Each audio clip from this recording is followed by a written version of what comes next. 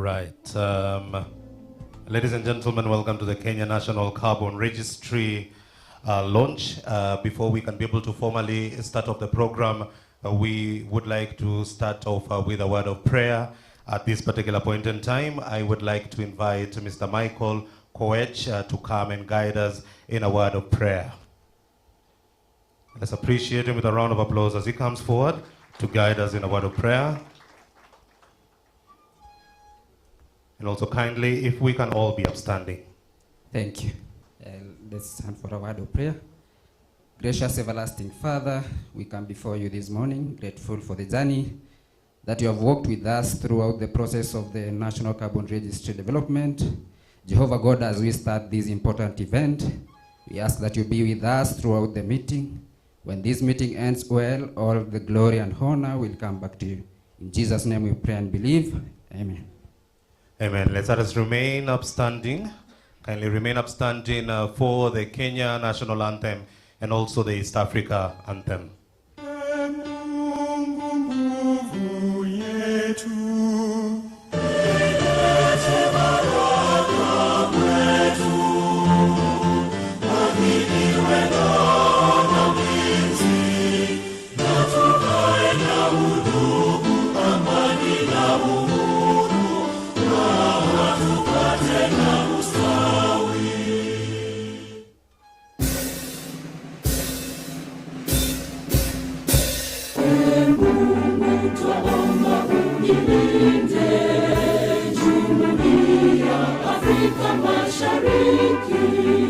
Tuwezeshe kuishi kwa amani, tutimize na malengo yetu. Jumuiya yetu sote tujilinde, tuwajibike, tuimarike, umoja wetu ni nguzo yetu, idumu jumuiya yetu. Thank you. We may have our seats. The Cabinet Secretary, Ministry for Environment, Climate Change and Forestry, Dr. 𝗿𝗶𝗶𝗶𝗏. The Principal Secretary for Environment and Climate Change, Dr. Engineer Festus Ngeno. Principal Secretary, State Department for Forestry, Mr. 𝗂𝗿𝗶𝗵𝗺𝗏. Director General of NEMA, Dr. 𝗿𝗏𝗵𝗺𝗁. The Climate Change Directorate, the Ministry of Environment, Climate Change and Forestry, Director Dr. 𝗂𝗿𝗶𝗵𝗺𝗁 Ogolla. Dr. 𝗁𝗏𝗃𝗍𝗃, Coordinator for Kenya's Designated National Authority for Carbon Markets at NEMA. Her Excellency 𝗁𝗿𝗃𝗍𝗃, EU Ambassador to Kenya. Marin Kneller from the Embassy of Germany in Nairobi, the CEO, Verst Carbon, Nyangena Brian, and also the partners from GIZ, distinguished guests, ladies and gentlemen, good morning. They say that integrity is about doing the right thing, even when no one is watching, but in a world of climate action, the world is watching. Today, Kenya answers the gaze with a resounding statement of leadership. For months, behind the scenes, a monumental effort has been underway through a rigorous development, exhaustive testing, and also deep-seated collaboration with our stakeholders and the designated national authority. Collectively, as they say, that this consortium of partnership is a true north. We've been able to build more than just a digital ledger. We have built a foundation. My name is 𝗂𝗏𝗿𝗏𝗏𝗏, and I am going to be your moderator for this particular occasion. Ladies and gentlemen, we are here today to mark the official transition from development to national operationalization. This launch is our ceremonial milestones, and it's also a signal to the global community that Kenya is not just participating in the carbon market. We are leading it with integrity, with trust, and also transparency. Our mission today is fourfold: to officially commission the Kenya National Carbon Registry as our primary national system. The second fold is to affirm the government's custodian and unwavering leadership in this particular space. Our third fold, ladies and gentlemen, is to recognize the incredible institutional partnership that has turned this technical blueprint into a reality. And finally, ladies and gentlemen, to signal the commencement of the live operations and opening the doors to a new era of controlled, burden, and sustainable economic growth. So ladies and gentlemen, we are looking forward to a fantastic launch together. Thank you to the many partners who've made this possible. Your collaboration and unwavering support has been appreciated. We shall be able to share the QR code on the screen so that you can have an appreciation of how we are going to run the program. The first cluster of the program is that we're going to be having the welcome remarks, and then we shall be able to get into setting the scene for this particular event where our speakers are going to come and speak to us. We have the Director General who is here, Dr. Mamo, and also our NEMA board chair is going to guide us on that. Then we shall be able to have a session where we'll have the keynote address. Our principal secretaries are here, and also we'll get an opportunity to hear from the Cabinet Secretary. Then we shall have the registry showcase that is going to be guided by the Verst Carbon team, and then we shall go into the official launch. Thereafter, as we have our tea break, we shall come back into the hall for a stakeholder dialogue session.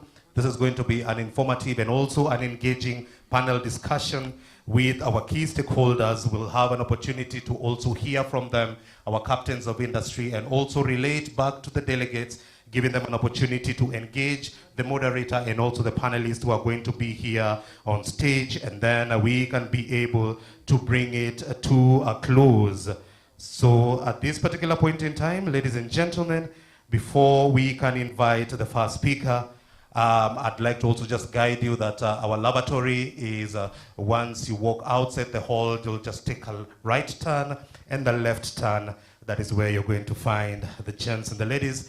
During the tea break, our coffee stations are going to be selected just right outside the hall. That is where we're going to have our tea and coffee. And at that particular point in time is where we are going to be having our media briefing at the back of the room with our VVIP and our executives who are here with us.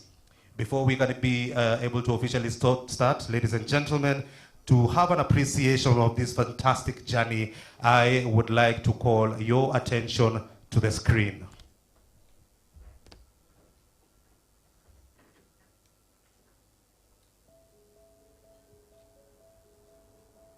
Kenya has participated in carbon projects since the year 2009, both in the voluntary carbon market space and the compliance markets.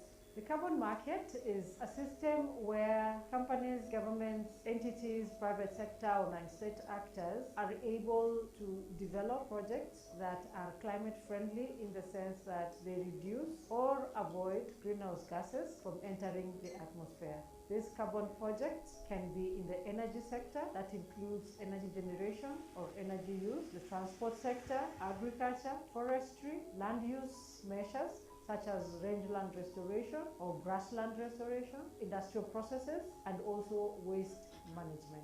There is effort to ensure there's additionality, that it is changing from a previous practice to a greener practice. You follow certain rules, and you must try as much as possible to avoid environment and social harm. So we call that the core carbon principles: additionality, environment and social safeguards, not transferring the problem to another area, and ensuring there's permanence, or rather total avoidance of the emissions from returning to the atmosphere again.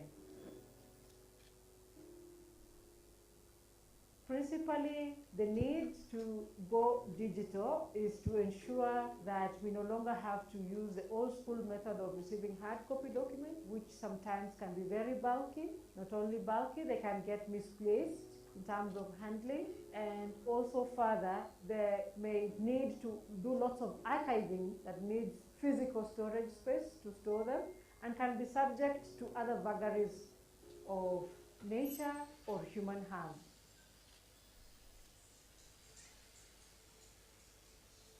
Kenya needed the National Carbon Registry to be fully compliant and to fully abide by the guidelines given by UNFCCC. Beyond that, they needed a single source of truth for all the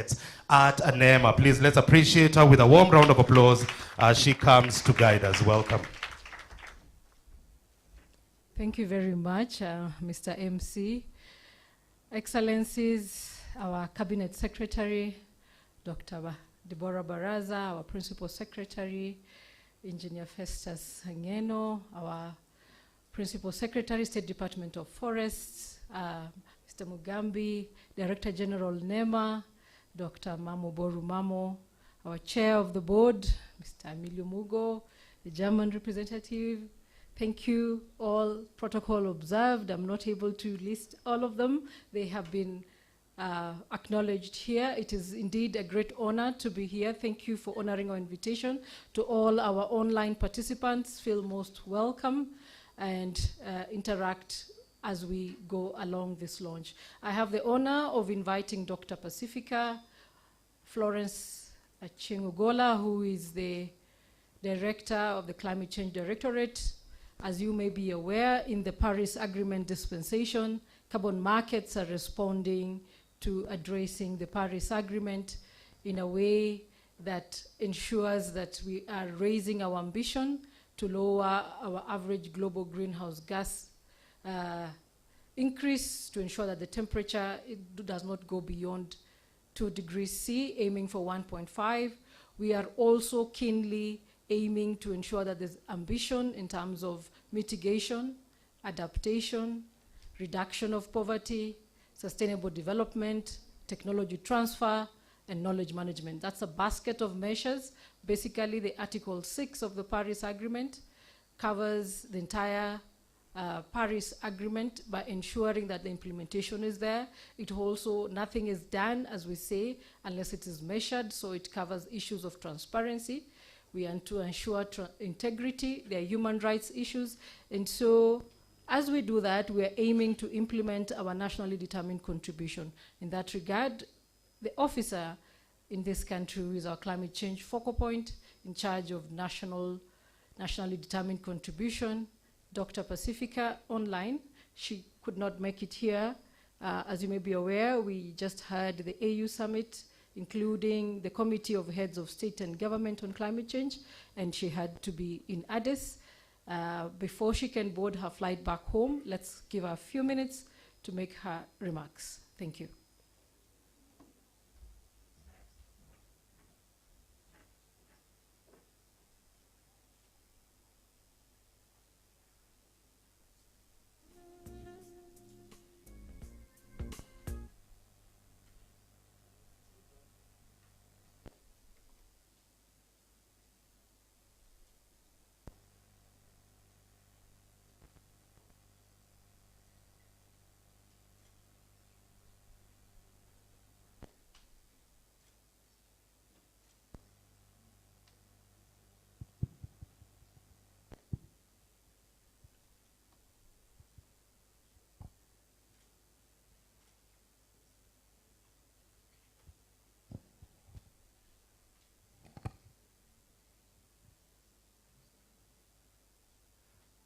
I know our technical team is just at Brest, making sure that they can be able to set it up so that we can have an opportunity to hear from our key stakeholder who is joining us online.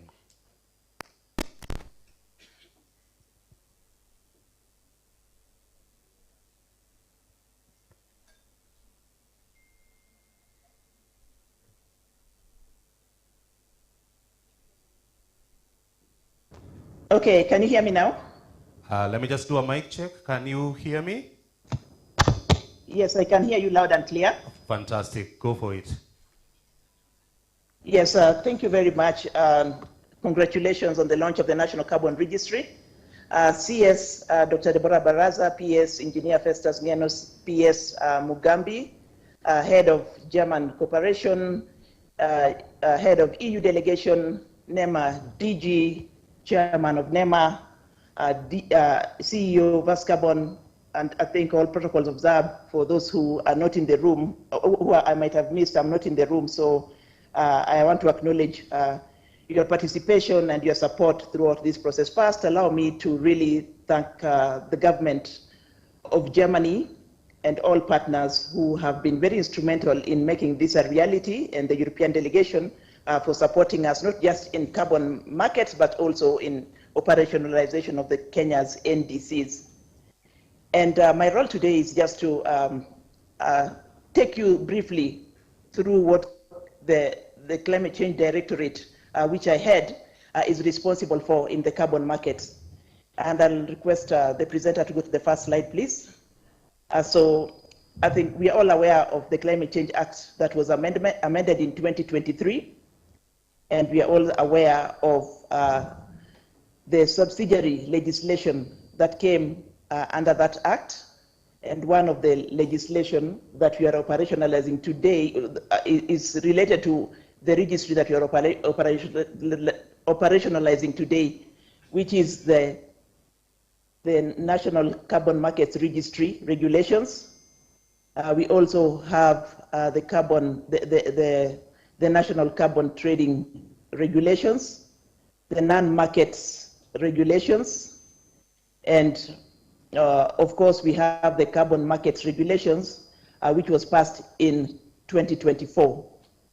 So the remaining three regulations, the Carbon Trading Regulations and the market and the Registry Regulations and the non-markets regulations, are already with the Attorney General, and we hope that we'll be able to finalize this through a parliamentary process and gazette them. And ladies and gentlemen, as we've said before, having the Climate Change Act and the regulations is not enough. There's still a lot of work that we need to do to operationalize the act. And that is why today I'm happy that NEMA is operationalizing the National Carbon Market Registry. On our side as the Climate Change Directorate, we work very closely with NEMA because we are the recipients of the documents that come from NEMA. And one of our roles is to advise the government, particularly the Cabinet Secretary, on measures and controls of carbon markets activities that are being carried out by the stakeholders. And in that regard, and to safeguard the process of our NDC, we have to advise on the authorization process, whether or not there's a carbon budget. So the determination of the carbon budget is based on the data that we collect from all sectors, all the mitigation sectors, through our national greenhouse gas inventory. So when you hear about the carbon budget, we have to align this with our national carbon greenhouse gas inventory, and as well as NDC target and the BAU scenario to determine the budget and the whitelist. And the budget and the whitelist are submitted through the biannual transparency report to UNFCCC, and this is subject to the review. And of course, in our efforts to advise the government, we've also engaged in bilateral agreements. We've already signed with both Sweden and Switzerland. We're in the process of negotiating with Singapore and Korea. We earlier signed in 2012 with the government of Japan, and we are going to review that. And we have to make sure that all these have to be transacted through the NDC and through well-structured operationalization process. And in terms of coordination and mobilization of stakeholders, our role is to operational and coordinate all sectoral project pipelines and guide the DNA on what she can authorize and what she cannot authorize. We are also responsible for public participation and awareness and capacity building.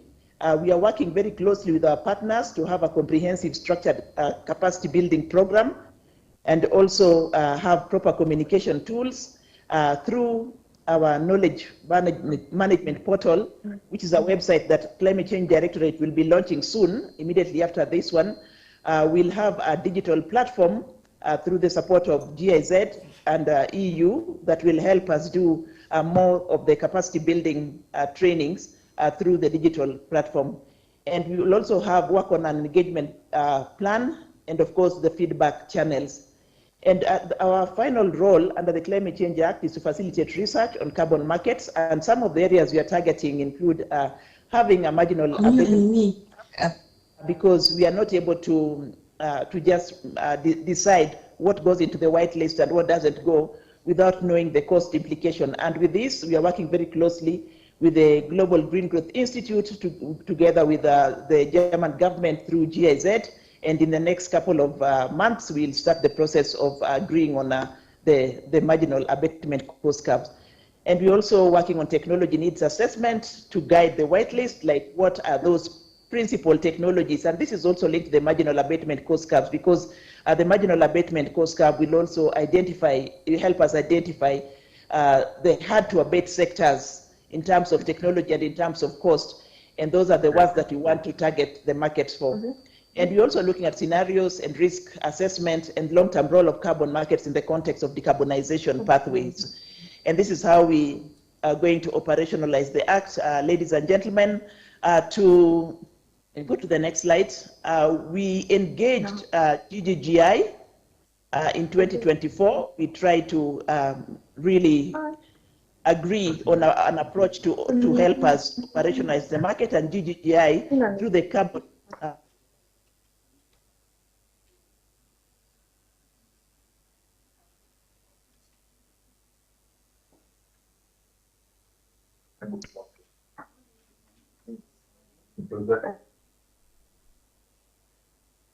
project nake za kufanya kazi.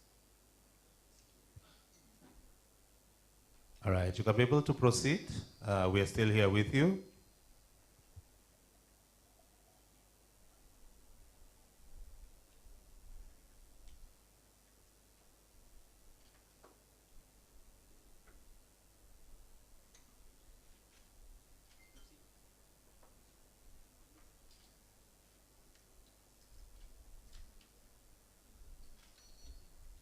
Dr. Pacifica, are you with us?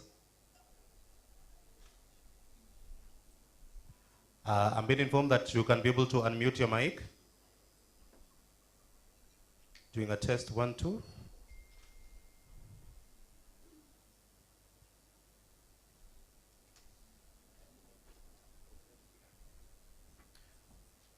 Right. just been informed. In the interest of time, probably we'll see where we can be able to allocate that particular section. Dr. Pacifica, you can hear us. We just want to appreciate you for that session. Let's appreciate her with a warm round of applause. I believe that she's still online and she can be able to hear us. Thank you for that. So at this particular point in time, we want to now invite our next speaker. Ladies and gentlemen, one of the things that comes out is that when we talk about tangible change, whether in renewable energy or also technical education or sustainable agriculture, we're talking about the work of our next speaker. She oversees one of the largest development portfolios in this region and beyond, ensuring that the German-Kenya cooperation isn't just a diplomatic term, but a force for real impact. Ladies and gentlemen, delegates on the floor, and for the ones who are also joining us online, glad to have you. We now want to appreciate the head of cooperation at the German Embassy. Please help me appreciate with a warm round of applause, Marine Knella, as she comes forward to give us a welcome remarks. It's an East African custom where we applaud until the speaker gets on stage. Welcome.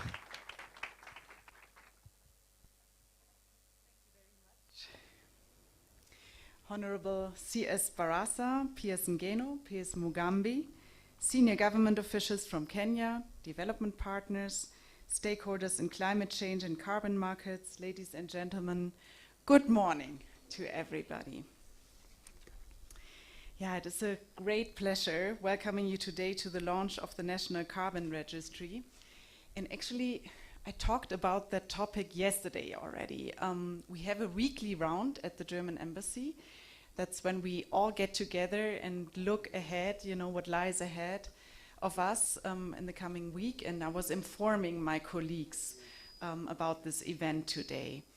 And, you know, we come together from very different areas of the embassy. So there's colleagues from the visa section, colleagues from the armed forces, colleagues from the German Federal Police. And so I was trying to explain to them what this event today is going to be about. And that's how I started off. I said, to achieve international climate targets, the global community must reduce greenhouse gas emissions rapidly. And therefore, climate action needs to be accelerated worldwide. The German government, so us, we have been supporting Kenya in enhancing its climate ambition. One milestone of our cooperation was the development of Kenya's new NDC. As one of the first NDCs in Africa, it was perceived as a strong signal of Kenya's climate commitment. And leadership is more important than ever, as other countries are stepping back from the fight against climate change. That's what I told them. I looked into long faces.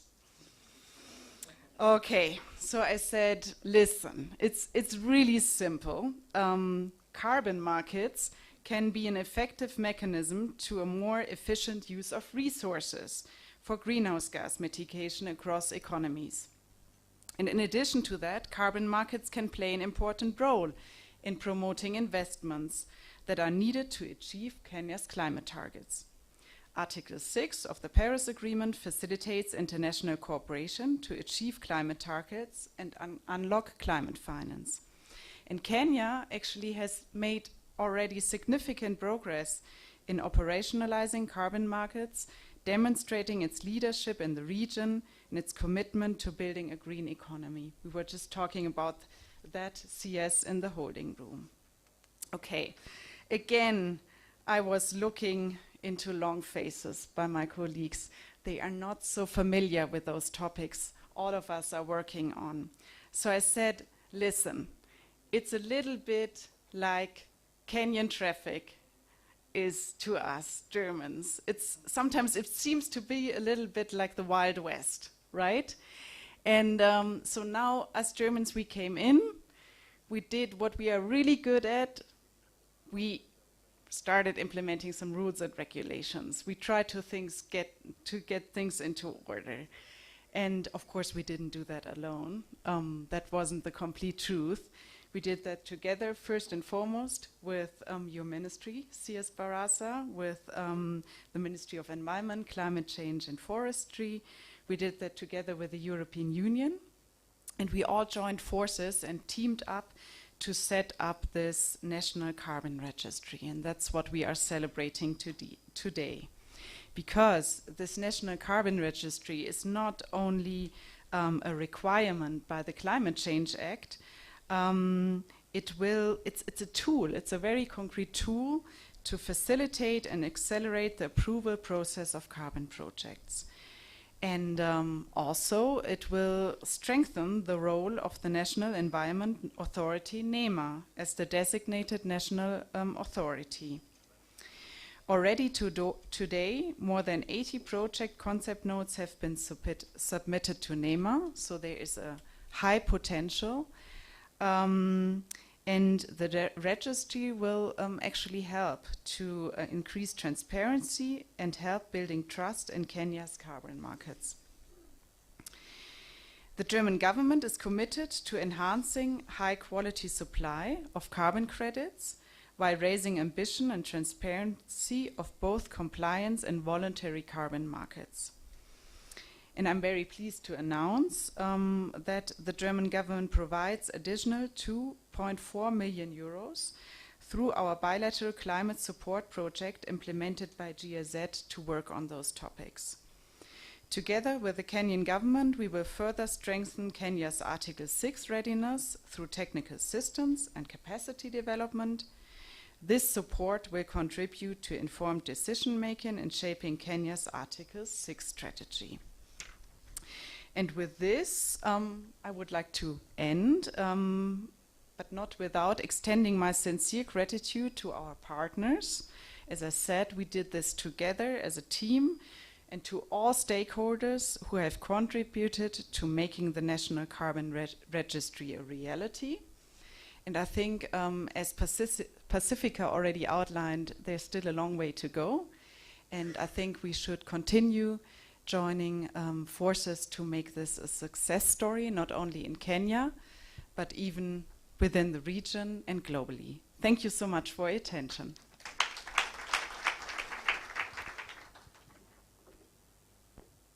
Working together to make sure that it is going to be a success story, not only in Kenya, not only in this region, but across the globe. Let's appreciate Marion Kena one more time with a warm round of applause. Thank you, Marion, for that. We definitely appreciate you for the remarks. Ladies and gentlemen, we want to go to the next cluster of the program, which is on setting the scene. What we want to understand is what the registry means for Kenya. To open this particular cluster, ladies and gentlemen, is Kenya's top environmental regulator, a decorated public servant with over 25 years of experience and having a PhD in climate change, and also he has recently been named as Africa's Public Sector CEO of the Year, where he's led the Kenya delegation to the Global Plastic Treaty negotiations in Paris, and also he's well known for have steered NEMA into being recognized as Africa's environment regulator in the year of 2022. Ladies and gentlemen, he is a Director General at the National Environment Management Authority. Please help me appreciate Dr. 𝗿𝗶𝗺𝗁𝗁, Elder of the Order of the Burning Spear, as he comes forward. Welcome and karibu sana. Oh, thank you very much.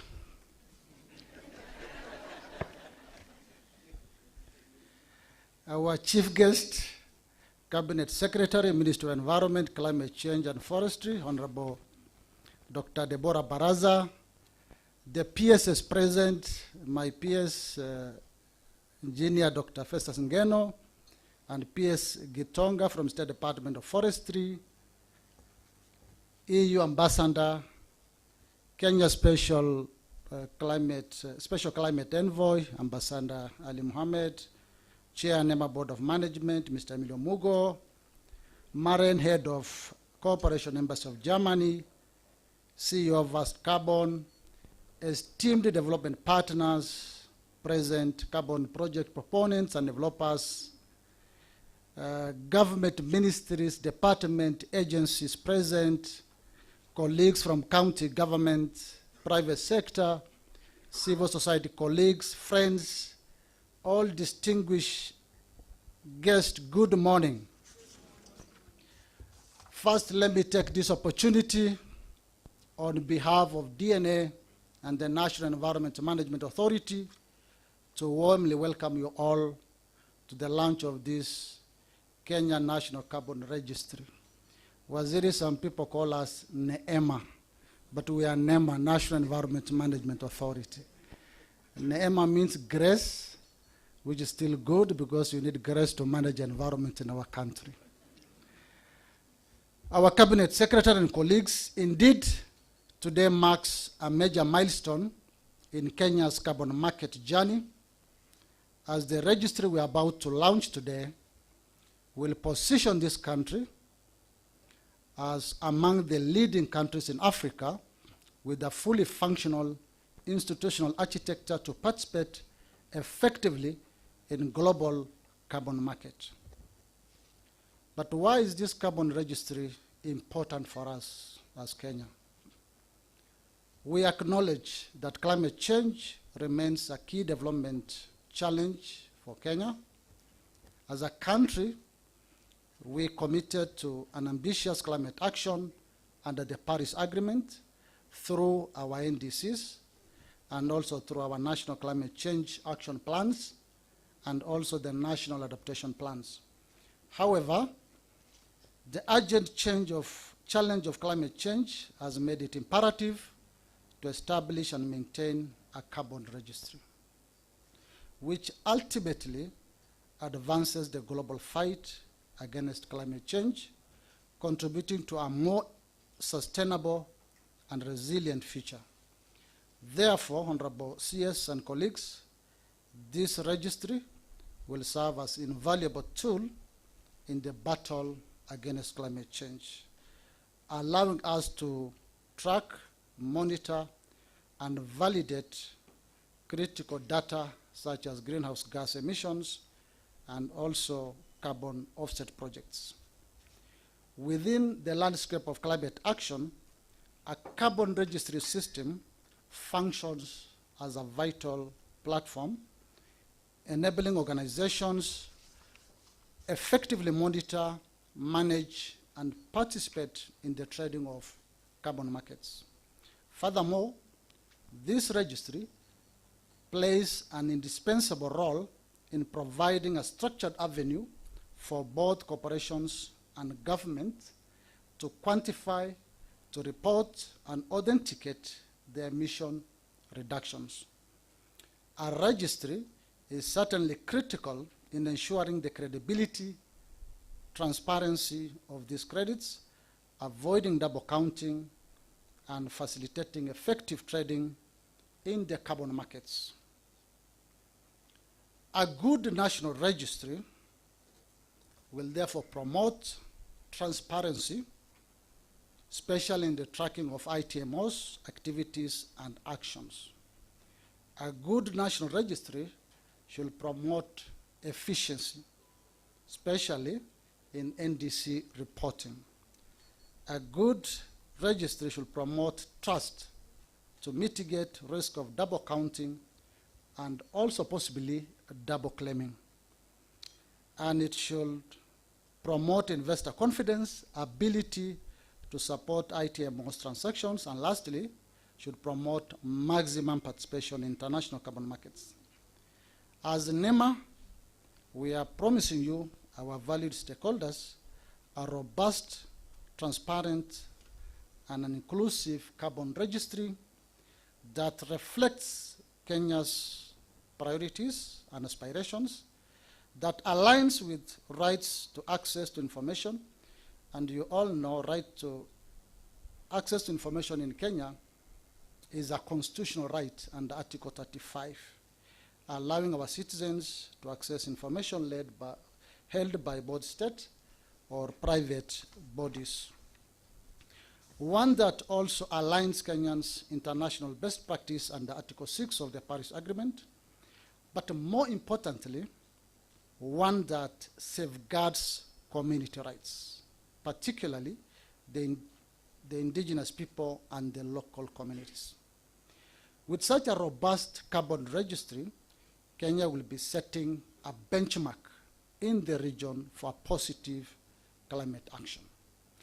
Our role as a designated national authority is mandated under the Climate Change Act, Cap 387A, and its carbon market regulations to serve as the designated national authority for carbon markets in Kenya, and the Cabinet Secretary, Minister of Environment and Climate Change and Forestry, gazetted NEMA on 12th June 2024 to serve as DNA, and the Director General, yours truly, as the National Carbon Registrar.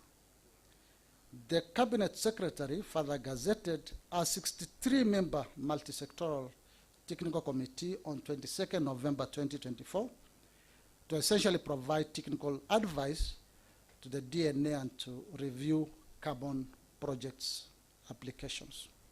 But what are the responsibilities of a DNA? One is to oversight and regulate carbon market activities.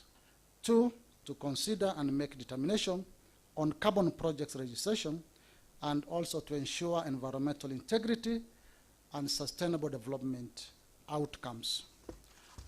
Then we monitor and report carbon projects in line with UNFCCC reporting obligations, and lastly, safeguarding Kenya's national interest in international carbon markets. I want to repeat that, safeguarding Kenya's national interest in international carbon markets. In my capacity as the National Carbon Registrar, I am mandated to oversee and ensure that proper keeping, maintenance, and regular updating of the National Carbon Registers as established under Climate Change Act. To implement appropriate measures to safeguard the confidentiality and integrity of information contained within the registry, and also provide quarterly reports to the Cabinet Secretary on the status and information maintained within the register. Colleagues, friends, these responsibilities ensure that Kenya's carbon market system operates with transparency, with credibility and accountability, while protecting our national interests. As I conclude, let me acknowledge with immense gratitude the strong partnership that made the registry possible. I truly appreciate the support of the federal government of Germany and the European Union through GIZ Kenya for financial and technical support, Verst Carbon consultants, Kenyan firm for technical development of the registry, not forgetting the immense contribution and support from various government agencies, ministries, and departments, colleagues from Council of Governors, our esteemed project proponents and developers, development partners, private sector, and civil society stakeholders. Your contributions and partnership is key to our success. Looking forward, NEMA is committed to ensure effective operationalization of this registry, continuous improvement and capacity building, and will continue engaging stakeholders and give the necessary support. I wish to call upon our esteemed stakeholders to use this registry responsibly and also support integrity and transparency in carbon markets. With this launch today, Kenya affirms its commitment to a transparent, a credible, and high integrity carbon markets that support sustainable development and a positive climate action for a more sustainable and future resilient future. Thank you very much. Now it's my humble duty to invite my chair, NEMA Board of Management, Mr. 𝗿𝗶𝗶𝗀𝗏, to give his remarks. Pole Bwana MC. Asante sana. Protocol, karibu.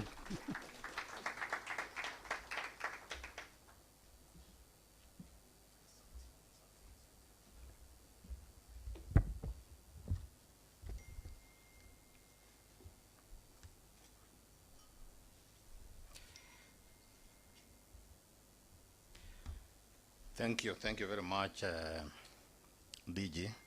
Our chief guest today, Honorable CS, our PSs who are here today, PS Environment and PS Forestry, our EU ambassador here, and GIS, all other stakeholders who have been here before. Mine is going to be, you've gotten all the technical terms, and therefore I have to be very cautious that I don't dilute that which has been established. So I'll try and talk in the local language. You know, after getting used to calling my DG the registrar, I'm used to calling him DG. Now I have to earn the title of registrar, and I was telling PS Mugambi that the registries that I knew about are personnel registries with files and those kind of things. So this is a learning moment. Every day is a learning moment. So Cabinet Secretary, Minister of Environment, Climate Change and Forestry, the principal secretary is present, as I have recognized them. The registrar, the National Carbon Registrar, and DG NEMA. I want to emphasize that so that I can get used to it. Dr. Mamo, my good friend, Special Climate Envoy, and my former PS, Mr. Ali, the Ambassador of the Federal Government of Germany, development partners, distinguished guests, ladies and gentlemen. I am honored on behalf of the Board of Management of the National Environment Management Authority to be part of this congregation today for this important occasion marking the official launch of the National Carbon Registry. This event, today's event, signifies a major milestone in strengthening Kenya's climate governance architecture and reinforces our national commitment to transparent accountability and high integrity participation in carbon markets. I'm sure PS Ngeno is happy to hear that I have added integrity over and above accountability and trust. The National Environment Management Authority derives its mandate, as we all know, on this particular issue from the Environment Management and Coordination Act, CAP 387, and also the Climate Change Act, CAP 387A. These legal and policy frameworks assign NEMA the responsibility of serving as Kenya's designated national authority, the DNA. Again, when we were doing science, you know, DNA was a totally different thing. But now we are talking about the designated national authority, not the scientific one, for carbon markets as well as hosting and administering the National Carbon Registry. Therefore, my board affirms its full commitment to ensuring that NEMA effectively executes this mandate with professionalism, integrity, and accountability. The operationalization of the DNA function represents a critical step in safeguarding Kenya's national interests within the carbon market ecosystem. As the DNA, NEMA provides oversight of carbon market activities, facilitates registration processes, and ensures that all projects deliver measurable climate benefits while contributing to sustainable development. The establishment and operationalization of the National Carbon Registry further strengthens this framework by providing a transparent, secure, and credible national platform for recording and tracking carbon market projects, authorizations, and mitigation outcomes. This system therefore enhances accountability, prevents risks such as double counting, and ensures Kenya is a trusted partner in international carbon markets. Distinguished guests, the government of Kenya recognizes that strong institutions are essential to ensuring environmental integrity and investor confidence. Therefore, my board remains committed to providing strategic oversight and supports the continuous strengthening of systems, governance structures, and operational capacity within NEMA. Let me take this opportunity, ladies and gentlemen, to acknowledge the invaluable partnership that have contributed to this achievement as we celebrate it today. I therefore express my appreciation to the federal government of Germany and the European Union through GIZ, Kenya, and the consultants for their continued support towards strengthening Kenya's carbon market readiness and their technical contribution in developing the registry platform. Further, let me recognize the contribution of government ministries, departments and agencies, project proponents, development partners, the private sector, civil society, the citizens of Kenya, and all stakeholders whose collaboration has made this milestone possible. I cannot forget the technical experts, particularly from NEMA, led by Dr. 𝗿𝗶𝗺𝗁𝗶𝘶, who have burnt the midnight oil to ensure that we have reached where we have reached. Going forward, the board of NEMA will continue to support initiatives that ensure that the National Carbon Registry operates in full compliance with the law, upholds the highest standards and transparency and data integrity, and contributes to the realization of Kenya's climate sustainable development goals. Today's launch of the registry sends a strong signal that Kenya is strengthening its institutional readiness to participate effectively in global carbon markets while safeguarding national interests and maximizing benefits for all. As I sign off, ladies and gentlemen, let me reaffirm NEMA's unwavering commitment to implementing its statutory mandate as a designated national authority and to ensuring that carbon market activities in Kenya deliver real, measurable, and sustainable outcomes. I congratulate all of us who are here and those who are not here, and encourage ourselves that the launch and the operationalization makes our actions visible and impactful out in the field. May God bless you all. I think I should now be able to invite the PS, because I don't see the registrar standing up. So I will take this opportunity to invite the PS for the State Department for Environment to come and take us from there. Mr. PS.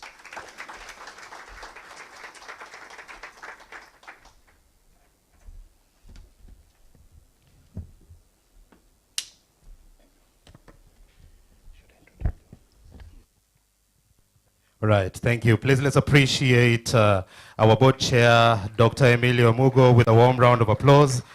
Thank you, and also an extension, Dr. Mamo Mamo. Thank you for guiding us on that. Even as I introduce our PS through also his leadership, we want to also appreciate Marco, who is here. He's the ambassador from Switzerland, representing Switzerland here in Kenya. Marco Giuletto, let's appreciate him with a warm round of applause. You can be able to wave. Thank you for that, Marco. Glad to have you here.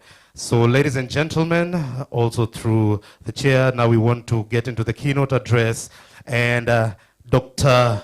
Engineer Festus Ng'eno is Kenya's Principal Secretary for Environment and Climate Change, and he is serving as the nation's key operational link between the world's most critical environmental conventions. One of the things that stands out about him is that he's the operational focal point for the United Nations Climate, Biodiversity, and also desertification conventions, where he's steering the Kenya's engagement with the Green Climate Fund and Global Environment Facility. One of the things also that stands out about him is an engineer with a policy architect with over 18 years of experience, and he's been able to shape this landmark. Ladies and gentlemen, let's welcome Dr. Festus Ng'eno, Chief of the Order of the Burning Spear, as he comes to guide us on this. Welcome. Karibu sana.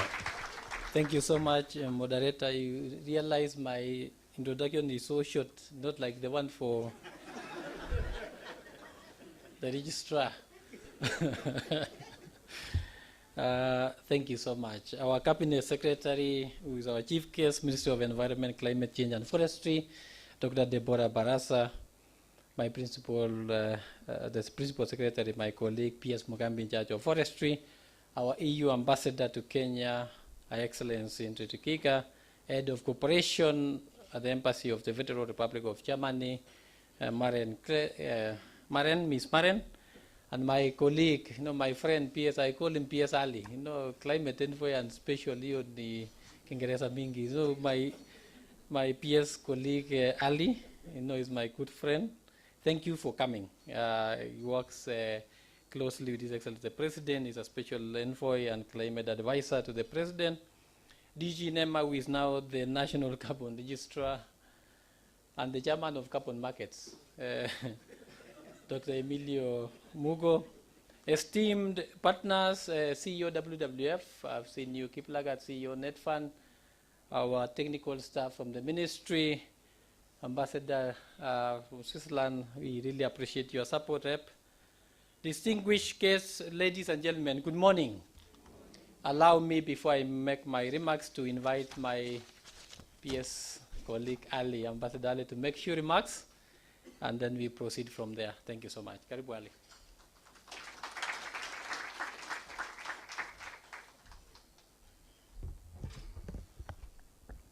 Thank you very much, my good friend PS. If yours was small, mine is even smaller.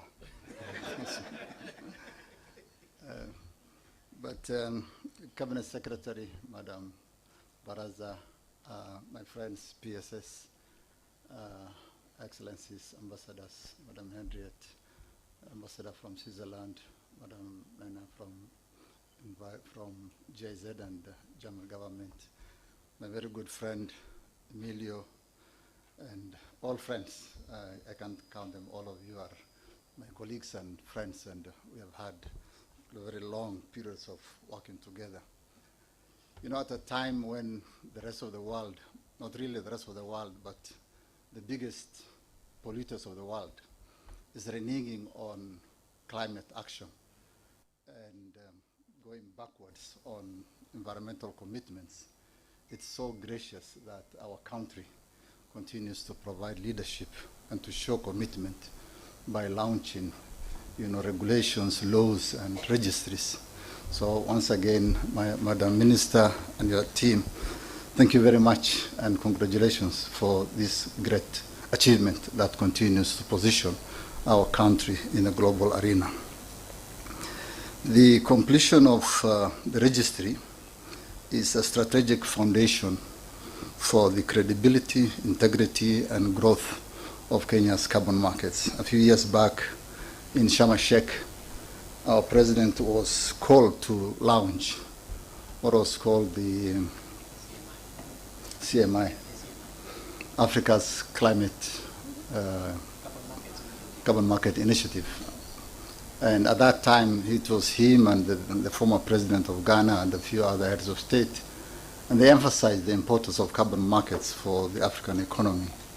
And famously, our president was quoted as saying he wants to see carbon markets to becoming the next big exports of Kenya. And I think we are on course towards that. As carbon market activities expands rapidly in our country, and I believe here present today, we have, in addition to many practitioners of the carbon market ecosystem, we have many project developers and other actors in the carbon market space across nature-based solutions, clean cooking, renewable energies, and others. This registry becomes the backbone of an efficient market, tracking carbon projects, issued units, transfers, and corresponding adjustments where relevant, and to strengthen trust in Kenya as a serious and reliable carbon market jurisdiction. The registry should be able, therefore, to reduce uncertainty, shorten approvals, timelines, enabling project developers, communities, and investors, particularly investors, to plan with confidence. It is essential that Kenya's registry interfaces with existing international standards like Verra, gold standards, and others to ensure that interoperability to position Kenya within the global market infrastructure and architecture. You will all recall that over the last year, our country invested in shaping the global and regional carbon market conversations. Kenya, together with UK and Singapore, we launched the Coalition on Growing Carbon Market Demand, aimed at addressing one of the most pressing challenges in today's markets. Just last week, the Minister, myself, and the PS were just coming back from Addis Ababa, as you I'm sure are aware. His Excellency, as the Chair of the Committee of Heads of State and Government on Climate Change, together with other leaders, launched the African Principles for Equity and Integrity in Carbon Markets. This is an initiative that Kenya supported. Madam Minister, you launched the event in Nairobi, and this is led by NEPAD. Finally, I think it is important to note that this launch comes at a time when stakeholders are rightly so calling for greater transparency and predictability in how the sector is administered. It also comes only a week or a few weeks after the unfortunate collapse of cocoa networks, which underscored how regulatory delays, uncertainty, particularly around letters of authorization, can have serious economic and social impacts. The registry, therefore, must be more than a platform. It must be accompanied by clear procedures, published timelines, and consistent engagements with market actors. In closing, we hope the National Registry that we launched today becomes a strong foundation that continues to position our country as a regional leader in high-quality carbon markets that serves communities, attracts investments, and advances carbon action and climate action. Once again, Waziri, I congratulate you and your team for this success. Thank you very much. A round of applause to Ambassador Ali, who is a special climate envoy, the Office of the President. Thank you so much, PS. And I can't agree with you anymore, especially on integrity, transparency, and building trust within the carbon market. And I think that's a theme and the rallying call for us. And of course, you mentioned on your last statement of what happened. We would not want to comment so much because it is under arbitration, but it is important. I totally agree with you that we need to make sure that this delivers. And I think what we've done as a ministry through the able leadership of the minister is to make sure that we deliver this to the carbon market. We will be able to speak to the project developers on what we need to do. So thanks, and thank you for your support from your office. We really appreciate. Allow me now to bring on board my colleague PS in charge of forestry, noting that again, as we launch the Kenya National Carbon Market Registry, there are subsector registries, and I want to congratulate PS Mugambi for being the first one to have launched the Red Plus Registry, which is a subset of the Kenya National Carbon Market Registry. Thank you so much, and congratulations to PS, and welcome. Make your remarks.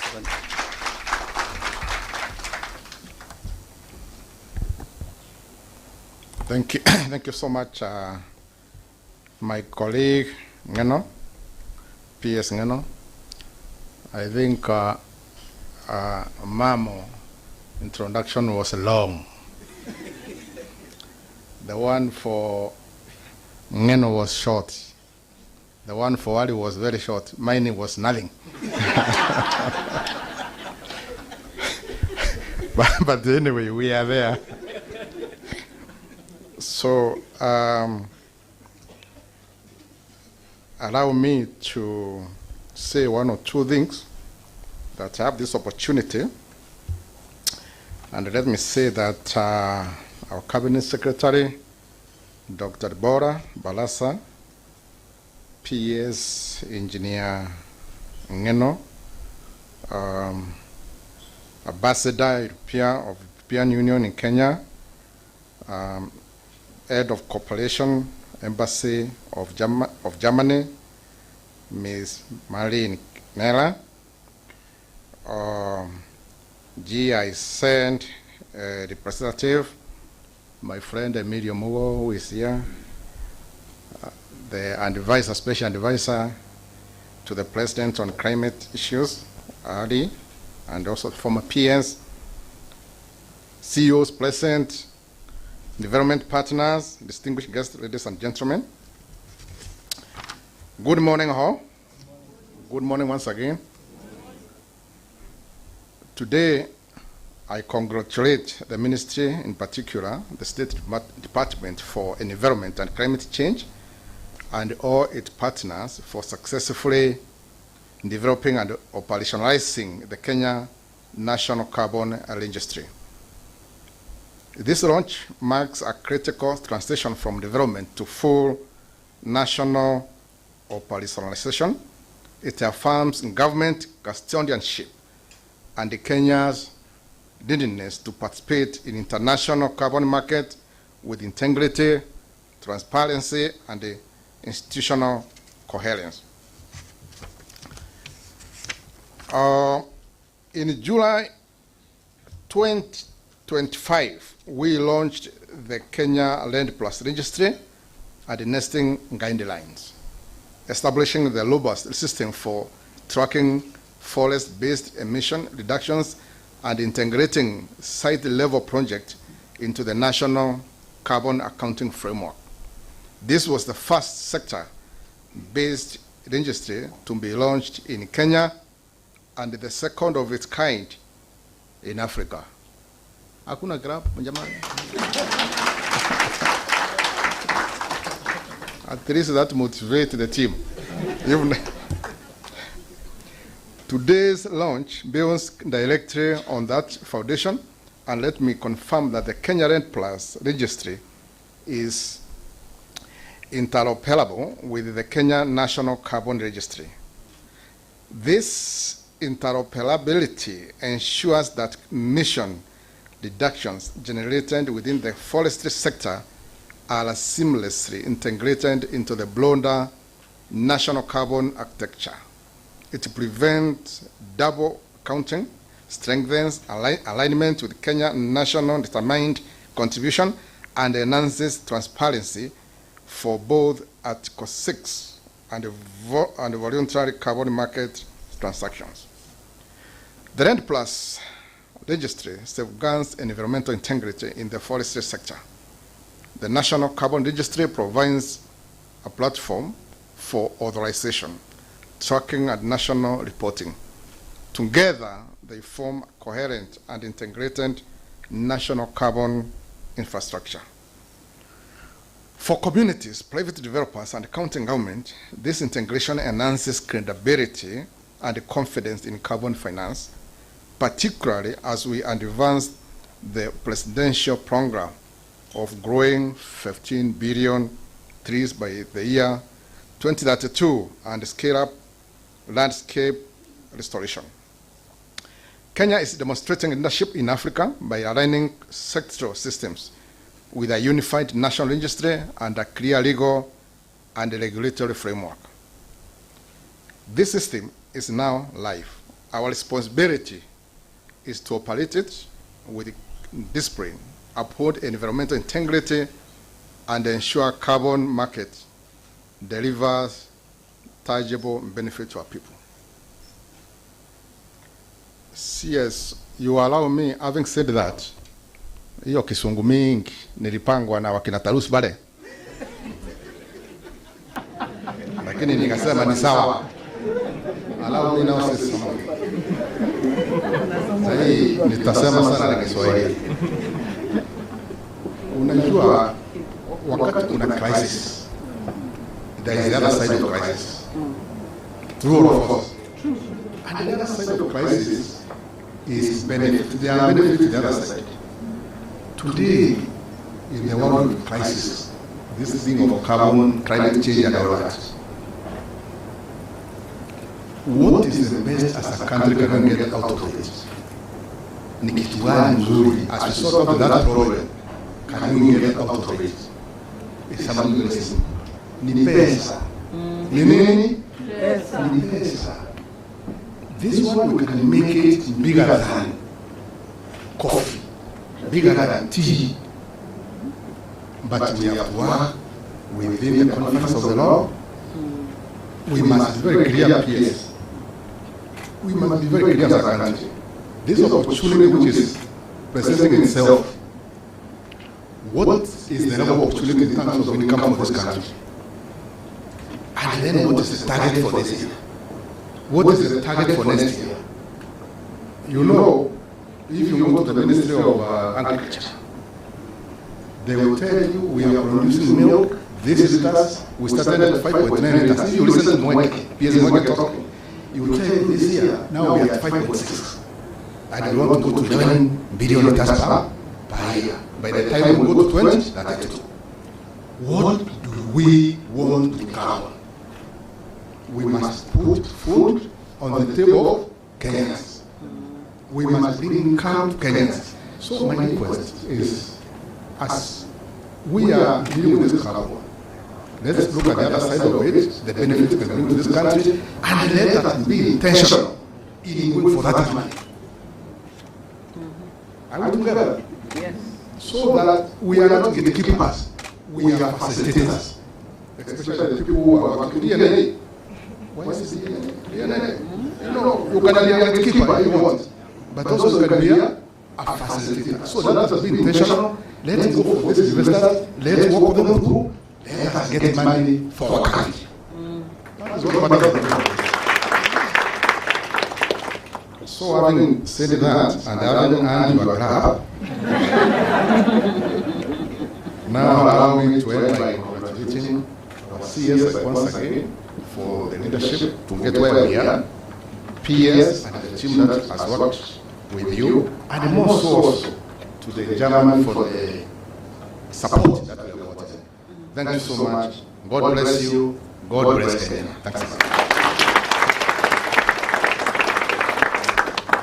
Thank you so much, PS Mugambi. Two things: interoperability. That's what you mentioned, PS earlier. And we want to assure you that with especially the registry, Red Plus registry, and our registry that is going to interoperate, and it is going to interoperate with the national. You know, this story of carbon market is not a Kenyan thing. The DLS story.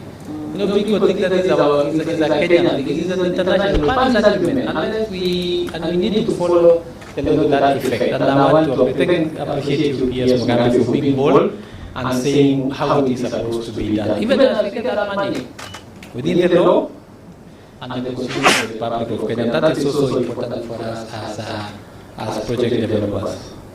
Ladies and gentlemen, it is my distinct pleasure to welcome you to this landmark occasion, the official launch of the Kenya National Carbon Registry, and this represents a critical step in strengthening Kenya's institutional readiness to participate effectively in the international carbon markets. For generations, our landscapes were seen as beautiful backdrops. Today, we realize that our forests and clean energy are our strategic sovereign assets. And yes, I want to say these Kenya's carbon credits are our sovereign assets and are to be guarded jealously by the Kenyan law and its constitution. And as we facilitate our project developers delivering our targets in the carbon market space. We are moving past the conservation for its concept, a model where our natural capital is the anchor of our prosperity as a country. Our strategy is very clear. We are not here to chase rainbows with unrealistic goals. Instead, we are building an export-oriented industry from the ground up, anchored on 6 pillars. And I think that is exactly what the President cited at ACMI, PS, you did indicate. To be an export-oriented industry, anchored on 6 pillars. One, we want to build an industry that fuels growth across every sector. Secondly, we want to position Kenya as a premier investment destination. Third, we want to ensure every Kenyan carbon credit is synonymous with the highest global quality. And number 4, empowering the private sector and our communities. Number 5, we want to deliver the tangible local benefits. And lastly, we want to align every credit with our NDC targets. And that is what some of the project developers also forget. that we have our NDC to come as a country. We did submit our NDC, submitted by the Cabinet Secretary on 30th of April 2025. And there are targets there that must be commitment, the commitment that the Kenyan government undertook. Ladies and gentlemen, over the past 3 years, we have systematically built a comprehensive framework encompassing policy guidelines or guidance, legal foundation, and institutional capacity. And the key milestones that have brought us to this launch include the following. One is the Climate Change Act amendments. His Excellency the President of the Republic of Kenya assented to the amendment of the Climate Change Act 2016 on 3rd of September 2023. Secondly is the carbon markets regulations. One, cascading the landmark carbon markets regulation on 16th of May 2024. And then we have just published the non-market approaches regulations just some 2 days ago on 12th of February 2026. Institutional appointment, we were able to appoint the designated national authority on 18th of June 2024, that's the DNA as NEMA. And also appointment and cassetment of the multi-sectoral technical committee, 63 of them from various sectors on 22nd of November 2024. And on regulatory development, we've been able to develop the draft carbon trading and carbon registry regulations, which is critical to establishing the legal certainty and transparency required for a high integrity carbon market. And by providing standardized protocols and preventing double accounting, these frameworks safeguard the interests of all the participants. And therefore, the 3 regulations, the one just published some 2 days ago, and the 2 draft regulations that are with the Attorney General now, are scheduled, and we are working so hard through the push by the Cabinet Secretary to have them gazetted by June 2026, marking a full transition or operational and regulated environment in the carbon markets. Ladies and gentlemen, our carbon markets law has envisaged 4 regulations. We have already delivered on 1, 3 are pending, and we are working to deliver it by June of 2026. And therefore, this registry is the heartbeat that makes Climate Change Act and the entire set of regulations come alive. We have moved past the era of fake promises. We have built a system where fairness and community benefit sharing are coded into our laws. Just to indicate, and PSR, you were there when this is the President called us, the first thing before we decided to amend the Climate Change Act, and ask that what is happening in the carbon market space. And you remember the communities were the ones that were really at the heart of this thing. And therefore, our carbon market regulations, which were cassetted in 2024, protects the communities. They must be part and parcel of the carbon market space. And as we work together on the same, we are putting measures to make sure that is delivered as envisaged in the law. And therefore, in many ways, the registry is the proof of the ownership for our climate achievements. It is Kenya's formal handshake with the world, a guarantee that our carbon credits are backed by the full authority of the state. And therefore, this registry captures the full spectrum of Kenya's ingenuity, from the carbon held in our soil to the renewable energy powering our cities and bringing it into a single and unified light. Distinguished guests, ladies and gentlemen, clarity is the parent of all the success. And to ensure the success of this ecosystem, we have clearly defined the mandates of our key institutions on policy oversight and operational execution. The Climate Change Directorate provides a high-level vision and national strategy. The architects of our climate policy and the standards and the stewards of our Kenya's carbon budget, ensuring that Kenya is on track with the international commitments under the Paris Agreement. The designated national authority domiciled at NEMA is operational heart. And I want to ask all the stakeholders to view DNA as their single window to Kenya's carbon market. It is the first stop and the last stop for every project developer.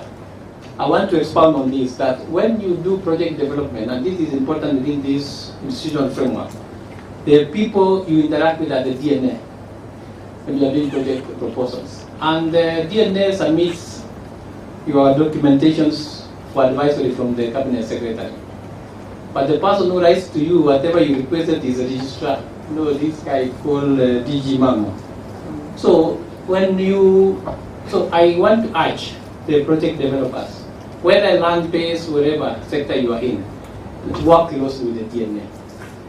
For us as a ministry, our role is just provide policy guidance, but the entire operation happens with the DNA. So sometimes, and earlier we have had this conversation together, Waziri, we don't need to be writing to the CS or writing to me, it doesn't help, because at the end of the day we fight again with the DNA. So kindly let's just be, we put in institutional frameworks for purposes of us, the governance structures, so that this space is also clean and clear. Just report to us. If DG and the DNA coordinator doesn't help you, now you can make a formal complaint to the ministry, and we will know how to deal with them at that point. But just to mention that under the Article 6 of the Paris Agreement, Kenya is striking while the iron is still hot, and it appears, and it is mentioned this, to cement its status as a premier global hub for climate investment. We are not just testing the waters, we are actively scaling it up. And by building on the solid foundations of our existing bilateral partnership and agreements with the governments of Switzerland and Sweden, which are existing projects to this platform, to ensure we have full responsibility. Our collective responsibility is to ensure that these carbon market investments deliver real benefits to the commitments, and I encourage all project developers and investors to embrace the digital transformation and partner closely with the other governments. And to broaden our horizons again, we are currently crossing our T's and dots on the major implementation agreements with the government of Singapore. And simultaneously, we are keeping an eye on the future by reviewing our cooperation with the government of Japan and opening new doors with the government of South Korea. I want to state that, PSRE, you are the one who signed the agreement with the government of Japan. I saw the documents and I saw your name there. And therefore, we are on the same page on this conversation. By forging these strategic alliances, we are turning international carbon commitments into the pathways of domestic infrastructure and technological advancement, ensuring that Kenya remains ahead of the curve in the global green economy. Ladies and gentlemen, as I conclude, I wish to extend my deepest gratitude to the technical teams in the Ministry of Environment, Climate Change and Forestry, of course the CTD, who are our carbon budget guys and national strategic on the climate policy, the NEMA, who are the designated national authority, for their tireless dedication to bringing this vision to life.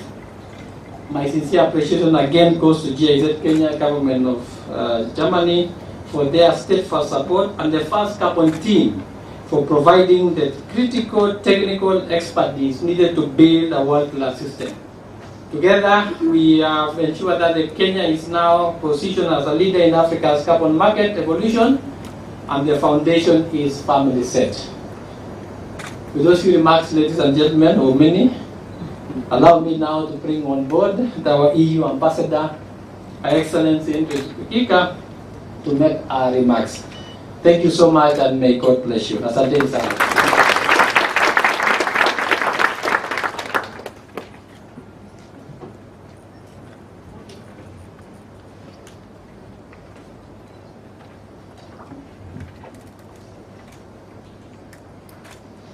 Dear CS Barasa, dear PS Njeno, dear PS Mugabe, dear Honorable Ali Mohammed, Kenya's climate envoy, dear Excellencies, ladies and gentlemen, all protocols observed.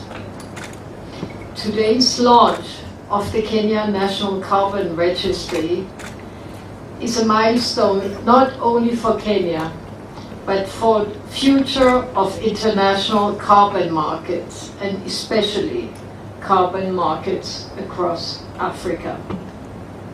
I want to congratulate Kenya and its government wholeheartedly for taking a leadership role, for once more being a trailblazer in the green space.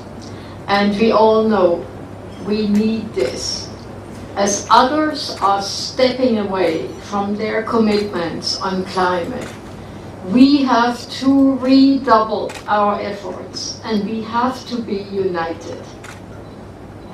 We are all in the same boat, whether we want or not, and we swim or sink together. And others who are refusing to row or who are refusing to close the holes, they will go down with us, or they swim with our efforts. So let's just work together on this. We have no alternative. And that's why I'm so happy that Kenya once again shows leadership in this critical space. And you can be sure that the EU will be your partner. Here in Kenya, we have 19 member states plus the EU, and we have invested billions of Kenyan shillings into this. So we will continue to help Kenya to make this dream a reality. And I heard all the vision and the strong commitment and determination of the speakers before me. And I'm sure you can do that, and by being a trailblazer, you will show the way to others. And why not? Maybe Africa will be the #1 in this new policy development. And you know, the first ones, they are always defining the space. So Kenya, as being a trailblazer, you have the privilege to define this policy space, and you have an advantage afterwards over the others. So I very much appreciate the national ownership. What we can do, the EU, the GIZ, the Swiss, the Swedes, we can only support what you're doing, but the push and the pull is yours, and the success is also yours. So we need very strong national ownership. And the government speakers before me, they said already, the government is setting the regulatory framework, but the rest has to be done by all the stakeholders here in the room. So the National Carbon Registry is only a tool, and it's as good as you make it. That is very key. And I would like to say that in Kenya now, as we are having a new biting drought in the 𝗂𝗏 region, we cannot do without a credible carbon market.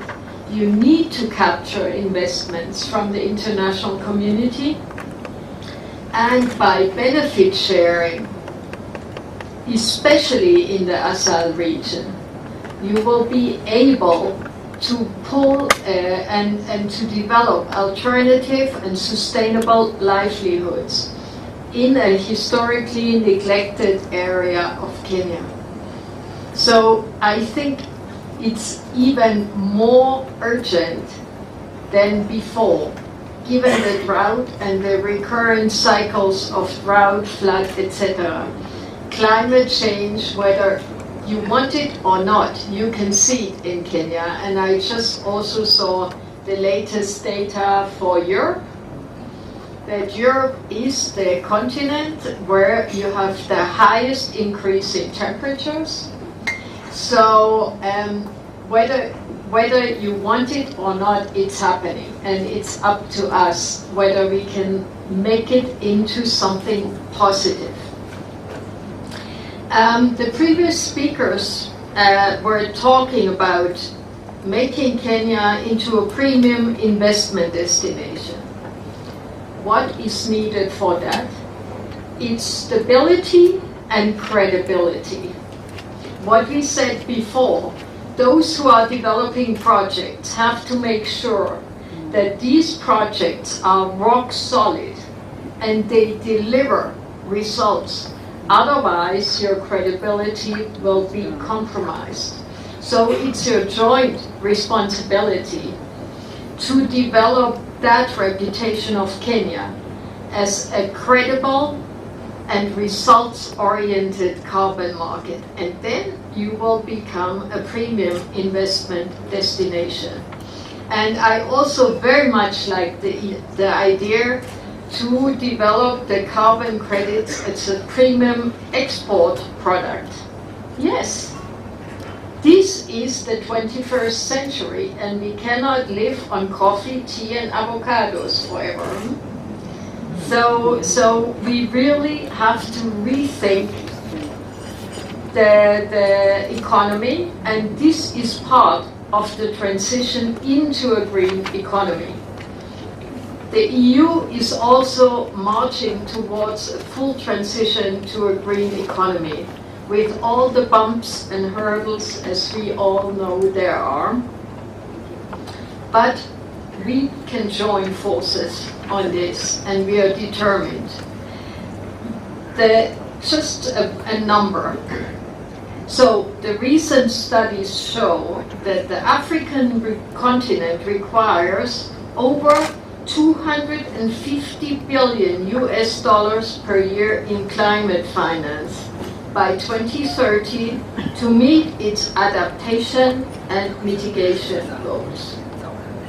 So it's very, very clear that public finance cannot do this. Impossible.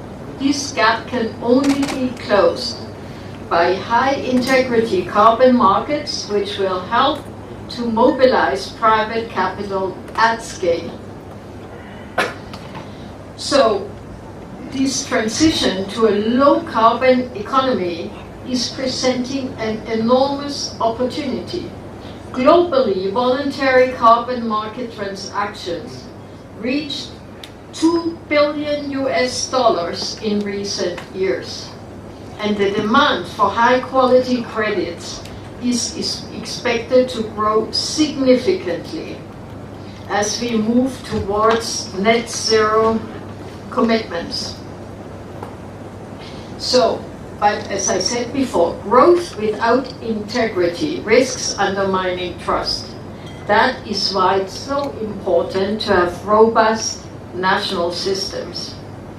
And the functioning National Carbon Registry is the backbone of that integrity. It ensures transparency, prevents double counting, strengthens compliance with Article 6 of Paris Agreement, and in the end, it is all about investor confidence. So, this is not a technical detail, this is a strategic asset. And you have to treat it like that and make it a reality. And the reality that we are working towards is a global green economy to save our planet and our lives. Thank you very much. Asanteni sana.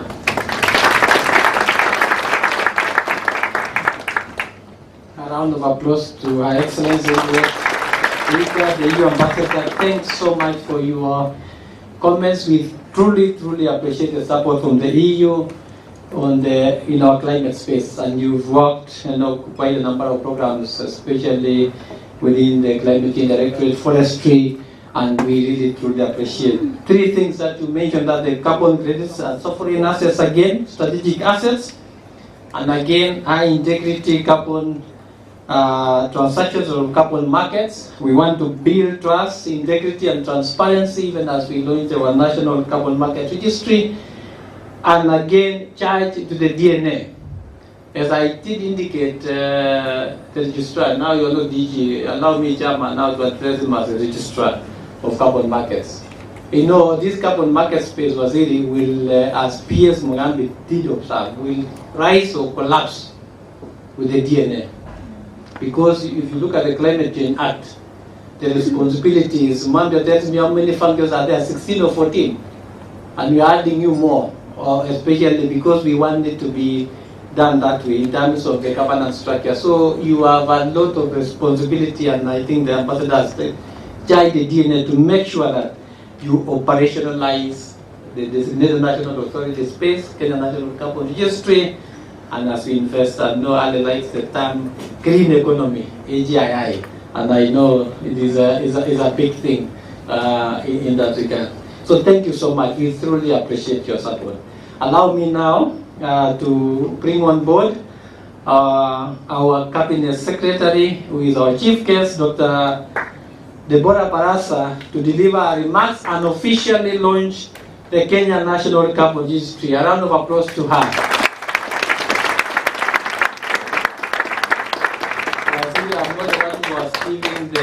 eyes of people. When it got to Mugambi, it was nothing. So I don't know when it is you now, whether it is on the negative side. So child in here. Wonderful. No, thank you. I just prefer being called Deborah, and I've been called to serve. So, Principal Secretary, State Department of Environment Climate Change, Dr. Engineer Verst Carbon, Principal Secretary, State Department for Forestry, PS 𝗿𝗶𝗶𝗫𝗄𝗏, Special Climate Envoy, PS Ali, EU Ambassador to Kenya, Her Excellency Henrietta Giga, Switzerland Ambassador to Kenya, thank you so much for coming, Dr. Marco, Head of Cooperation, Embassy of Germany, Nairobi, Maren Nella, the DG NEMA, man with a few names, Dr. Mamo, NEMA Board Chair, Mr. Emilio Mugo, esteemed development partners, heads of institutions and departments, distinguished guests, ladies and gentlemen, good morning. Good morning. I am honored and privileged to preside over the official launch of the Kenya National Carbon Registry. Please, let's just give up. Congratulations, first of all, to His Excellency the President of the Republic of Kenya for his strategic leadership at international, regional, as well as national forums championing the matters climate and carbon. Equally big congratulations to all that were involved in drafting this and also supporting or capacitating the team, right from the wonderful technical experts to development partners, those that will be implementing, the people of the Republic of Kenya, and of course the State Department of Environment, Climate Change, and all that have been actively involved. Indeed, this is a milestone, and it's a privilege and an honor for me to be the one launching this. It is a landmark achievement in Kenya's climate governance framework and a significant step in strengthening our participation in the international carbon markets. Today's event underscores the government of Kenya's commitment to establishing transparent, credible, and accountable systems that enable our country to fully harness opportunities presented under Article 6 of the Paris Agreement while safeguarding national interests and advancing sustainable development. As the saying goes, you cannot manage what you can't measure. For decades, the world admired Kenya's breathtaking landscapes alone. They saw lush forests, our sprawling savanna and grasslands, our innovative geothermal fields, and our coastal mangroves as beautiful but passive. Today, that narrative changes. We recognize that these assets for what they truly are: natural capital, strategic economic assets, sovereign strength. With the launch of the Kenya National Carbon Registry, we give Kenya's green economy a digital heartbeat. From today, Kenya is no longer a spectator in international carbon markets. We step forward as architects of our own climate destiny. Ladies and gentlemen, to appreciate the power and significance of this registry, we must remember where we came from. For years, our carbon markets resembled an unmapped frontier. Innovation thrived, communities worked tirelessly to protect ecosystems, but we lacked a single trusted national ledger. Without such a system, a single ton of carbon could be claimed twice, undermining our credibility in international markets. Communities at the front line of conservation often received little, while the true value of our 𝗿𝗏𝗃𝗏 leaked away through opaque arrangements. We were often asked, is this carbon credit real? Does the government back it? Without a registry, we were wealthy in asset, but poor in proof. Ladies and gentlemen, the journey to this podium did not begin yesterday. It was anchored in the bold vision of His Excellency the President of the Republic of Kenya, William Samoei Ruto, and the transformative amendments of the Climate Change Act in 2023. We did more than pass a law. We built an enabling system, one that centers integrity, national oversight, and mandatory benefit sharing with communities aligned to the better agenda. The National Carbon Registry is the title deed of Kenya's emissions reduction. It is our assurance to the world that Kenya is open for high integrity, high value climate investment. It ensures that when carbon is traded, value follows back to where it belongs. The registry brings all climate action, whether stored in our soil, our mangroves, or generated through clean energy, into one transparent, accountable national system. It eliminates double counting and guarantees that 1 ton of carbon equals 1 verified ton of credit. Genuine skills. Distinguished guests, ladies and gentlemen, allow me to express the government of Kenya's sincere appreciation to the government of Germany through GIZ Kenya. Thank you very much for your continued support towards Kenya's strengthening carbon markets readiness and institutional capacity. I also commend Verst Carbon for their technical expertise and dedication in designing and developing a registry that meets international standards while responding to Kenya's national circumstances. Let's give them a clap.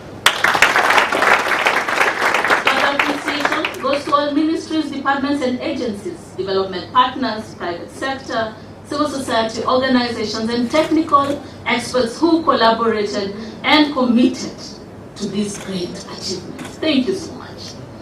And so, ladies and gentlemen, as we operationalize the Kenya National Carbon Registry, we send a clear signal to investors and the international community that Kenya is ready to participate in carbon markets with integrity, transparency, and credibility.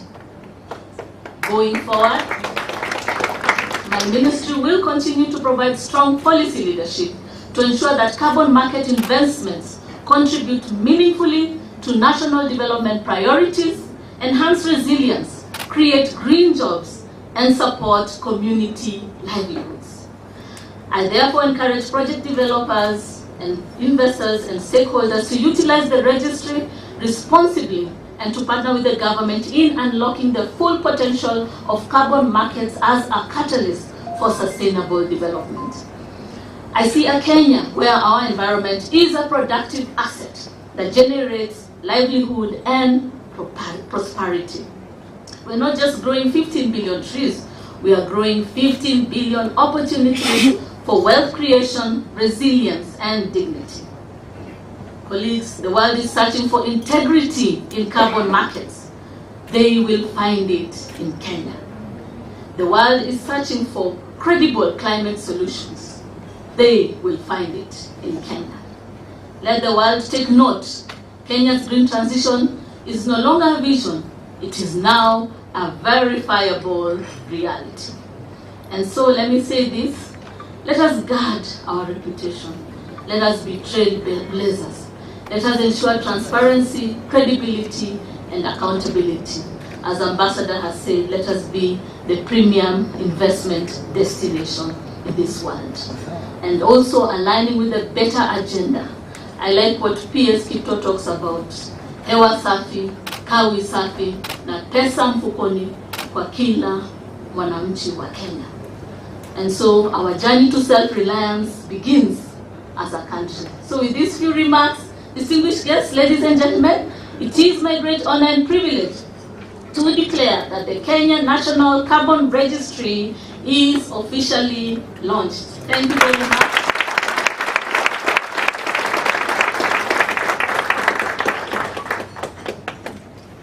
Thank you for that, ladies and gentlemen. Let's appreciate our Cabinet Secretary, Ministry for Environment, Climate Change and Forestry, Dr. 𝗿𝗶𝗏𝗏𝗏. Thank you for officially opening it up for us, and we appreciate your unwavering support and also the leadership in extension to the principal secretaries who are here. Even as we get ready to do the official launch in just a few minutes, we want just to have a very brief showcase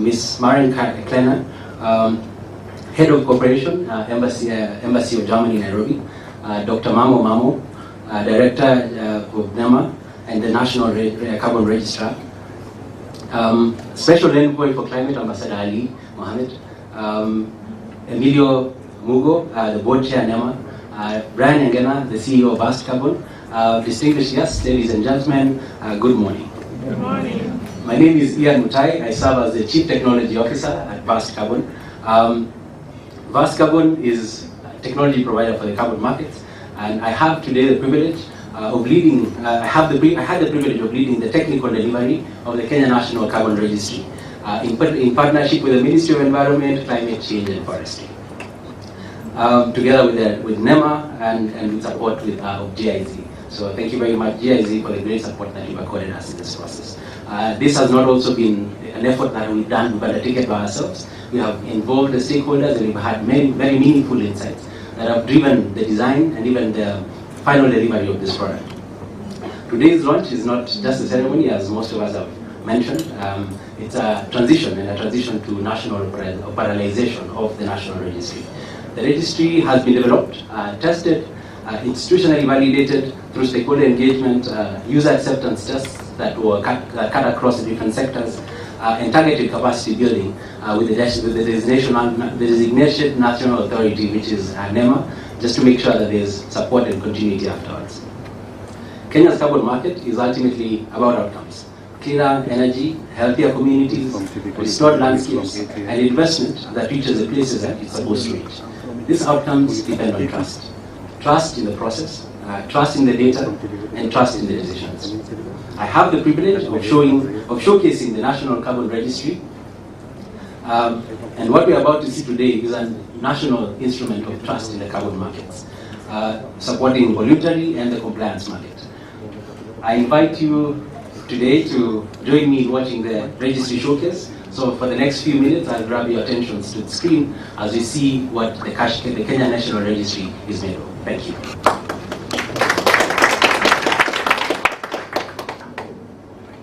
Kenya has participated in carbon projects in both the voluntary carbon market and compliance market since 2009. The Kenya National Carbon Registry is a Kenya-owned national digital platform designed to catalyze Kenya's carbon markets and ensure compliance with global standards and best practice. It brings Kenya's carbon markets regulations to life through clear, governed digital processes. It supports Kenya's participation in both the voluntary carbon market and compliance pathways, including Article 6 and 𝗿𝗄𝗄𝗏, by providing an end-to-end system for registering projects, managing reviews and approvals, issuing official documents, tracking credits, and where applicable, managing transfers and corresponding adjustments. The platform is delivered through 3 portals. First, a public portal that publishes non-confidential project information and includes tools such as document verification. Second, a project developer and project proponent portal that enables proponents to follow the regulated journey, from project concept note through to credits and transfers for authorized projects. And third, an administrator portal that enables the designated national authority, DNA, to discharge its mandate through structured, time-tracked workflows, dashboards, and governance controls. Now let's take a closer look through the story of one project. Somewhere in Kenya, an organization decides to implement a carbon project based on electric cooking. They've done early groundwork, understand the opportunity, and want to register properly with the designated national authority so the project can proceed in line with Kenya's regulations. We'll call it Project X. The journey begins at the Kenya National Carbon Registry website. On the public portal, the proponent can view approved projects and access public tools like document verification. To register, they enter the secure proponent portal, create an account, verify their email, and sign in, with a one-time password adding an extra layer of protection. Next, the registry enforces integrity. Projects must be anchored to accountable organizations. Before submitting any project, the proponent completes organizational onboarding, providing organizational details, making required declarations, and uploading supporting documentation. Because the registry has been integrated with the Integrated Population Registration Service, key identity details can be validated against authoritative national records where applicable, strengthening confidence that submissions are accurate, traceable, and grounded in official data. Once the organizational details have been submitted, the DNA is notified in the administrator portal. A DNA officer reviews the submission for completeness and integrity and can approve it, send it back for correction, or reject it if requirements are not met.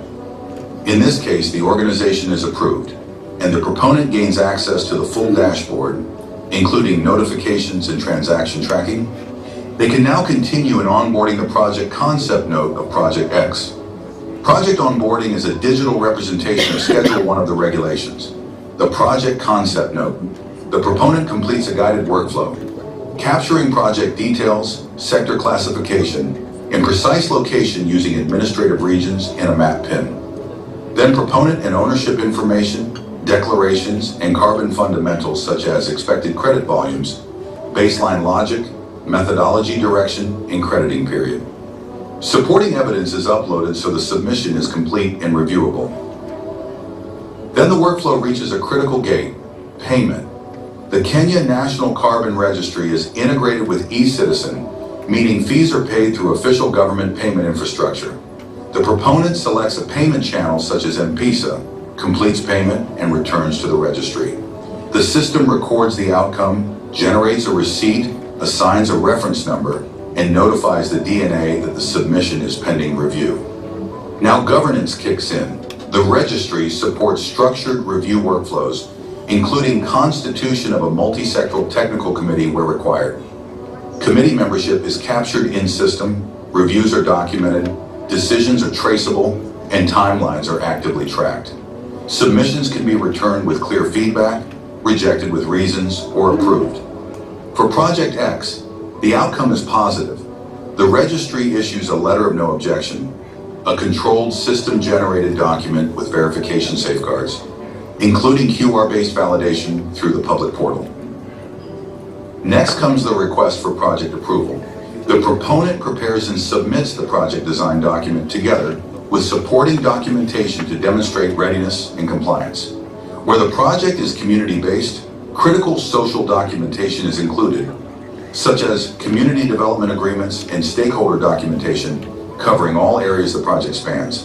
The DNA is notified and review proceeds through structured workflows and, where needed, multiple rounds.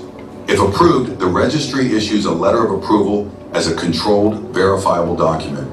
From there, the project moves into implementation and monitoring. The proponent can mark the start of activities, track milestones, request extensions where necessary, and submit periodic monitoring reports. The DNA reviews reports on an evidence basis, approving, returning for additional information, or requesting corrections before progression. From there, the project moves into credit issuance. When monitoring outcomes leads to issuance, the proponent submits a credit issuance request with the required evidence, including links to relevant international crediting program documentation where applicable. Administrative fees are handled through the same integrated payment process. Once confirmed and approved, issuance is recorded and balances are updated, making market activity visible and traceable. Only then, after credits are issued, the proponent may seek authorization for participation in compliance pathways, including Article 6 and 𝗿𝗄𝗄𝗃. The request is submitted through the platform with the intended pathway clearly indicated. Decision-making is supported through governance controls such as the carbon budget and policy guardrails. Where authorization is granted under the guidance of the Cabinet Secretary, the Registry issues a letter of authorization, controlled, system-generated, and verifiable. Finally, where transfers are permitted, they are initiated through structured workflows. Buyer details, pathway selection, documentation, submission, review, approval, fees, and completion.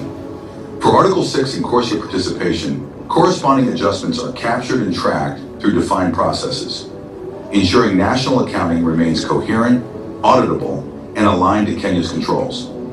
That wraps up the project proponent lifecycle. The registry is built for interoperability through secure integration nodes and application programming interfaces.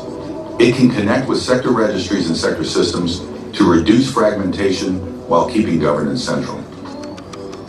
The Kenya National Carbon Registry implementation was led by the National Environment Management Authority, NEMA, in collaboration with GIZ Kenya and Verst Carbon, with close coordination with the Ministry of Environment, Climate Change and Forestry, and key national stakeholders. Thank you for that. Let's appreciate the warm round of applause. Another warm round of applause for our partners. Thank you for your collaboration. As they usually say, that collaboration is definitely the true north. Thank you, 𝗂𝗶𝗺𝗁𝗂𝗃, CTO and co-founder at Verst Carbon, for guiding us on that, and we absolutely appreciate it. Thank you to our Cabinet Secretary. Thank you for the warm remarks. We're glad and honored to have you here. One of the things that we are definitely fascinated about is how you are able to just come and champion the forestry and also conservation, but also as a combined clinical medicine, public health, and also policy leader. That is quite the combination that we all appreciate. Please, let's appreciate our Cabinet Secretary one more time with a warm up of applause.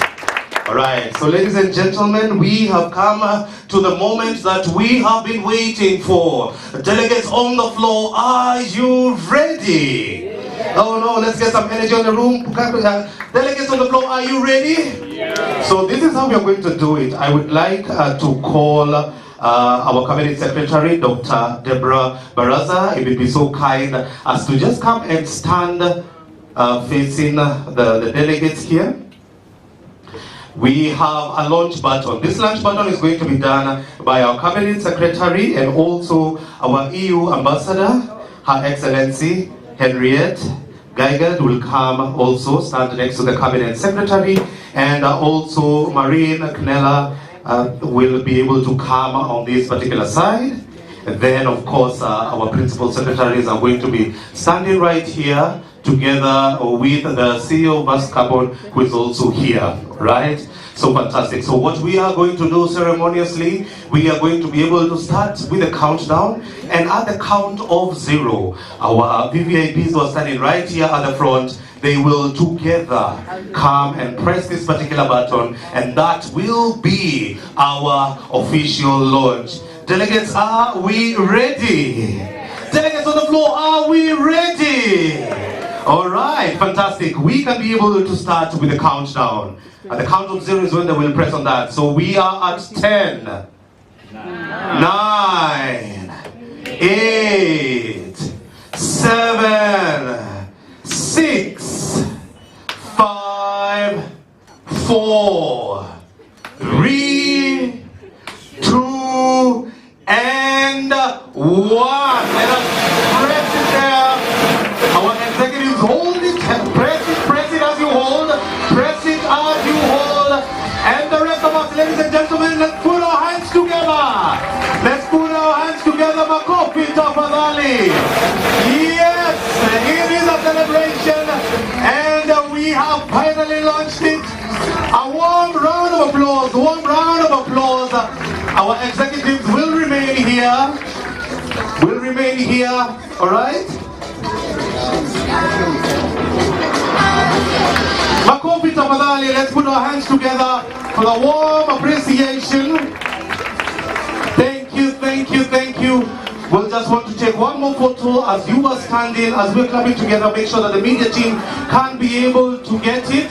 And delegates, please, let's put our hands together one more time with a warm round of applause. We appreciate our VVIPs for this fantastic collaboration.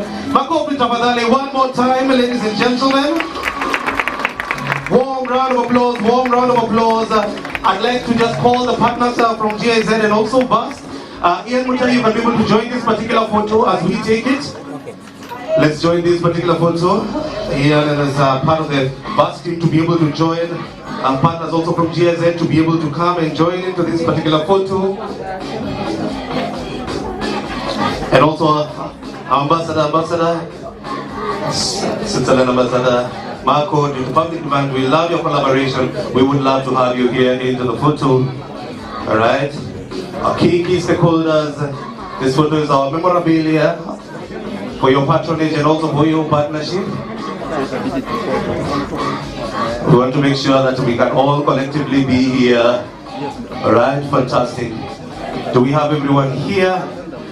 For the ones who had a calling to be in basketball but decided to come and join climate change, you can be able to stand at the back. All right, delegates, Makofi tafadhali, let's put our hands together. Makofi tafadhali.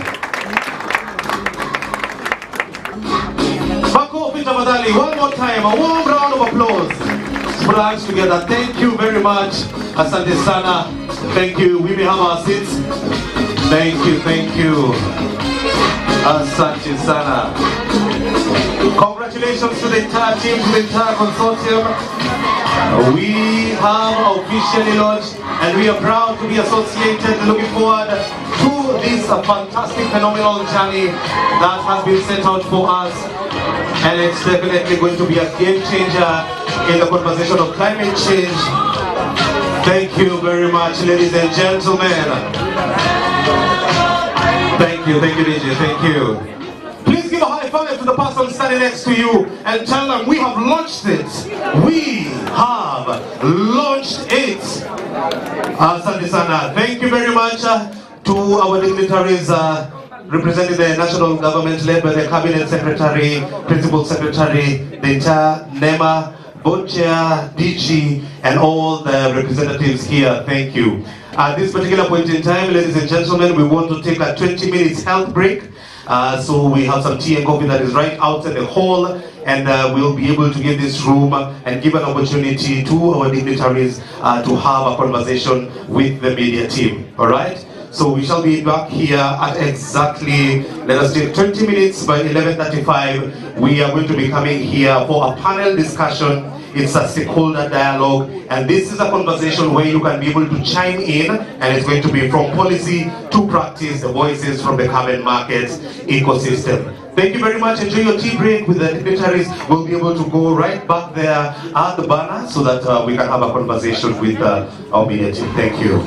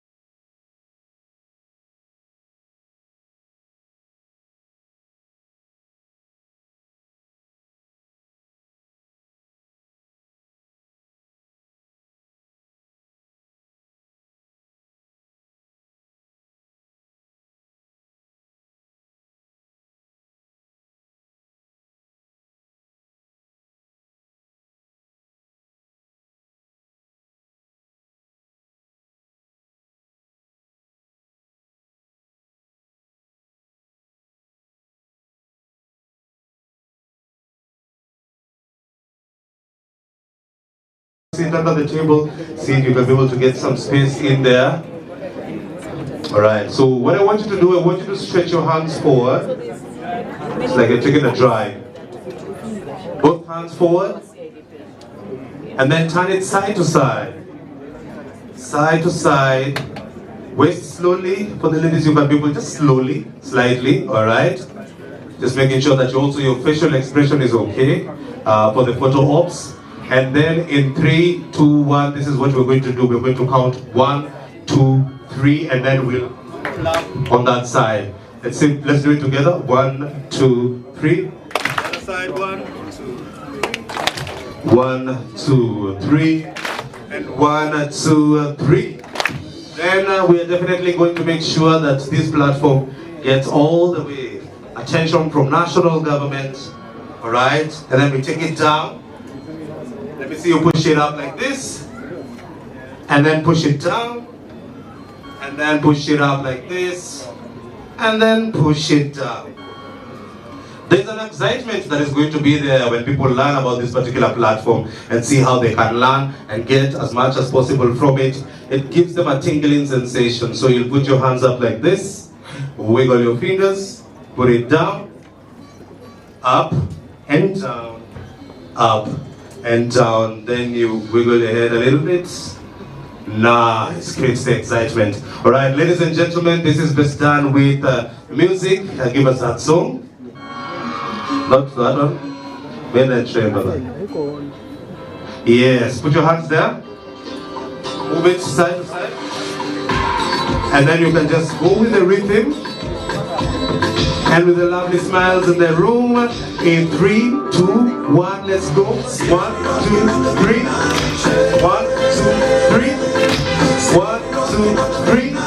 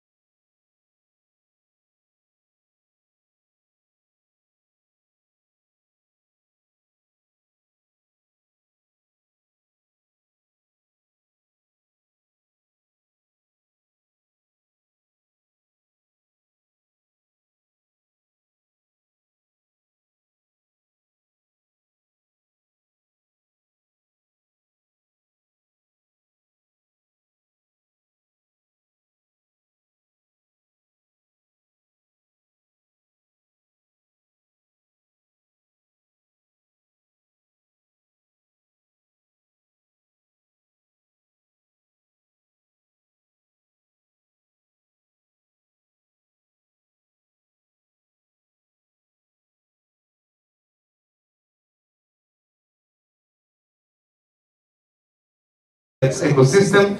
I will start by calling forward our panelists who are definitely going to come and walk in as they gradually fill the chairs as we proceed.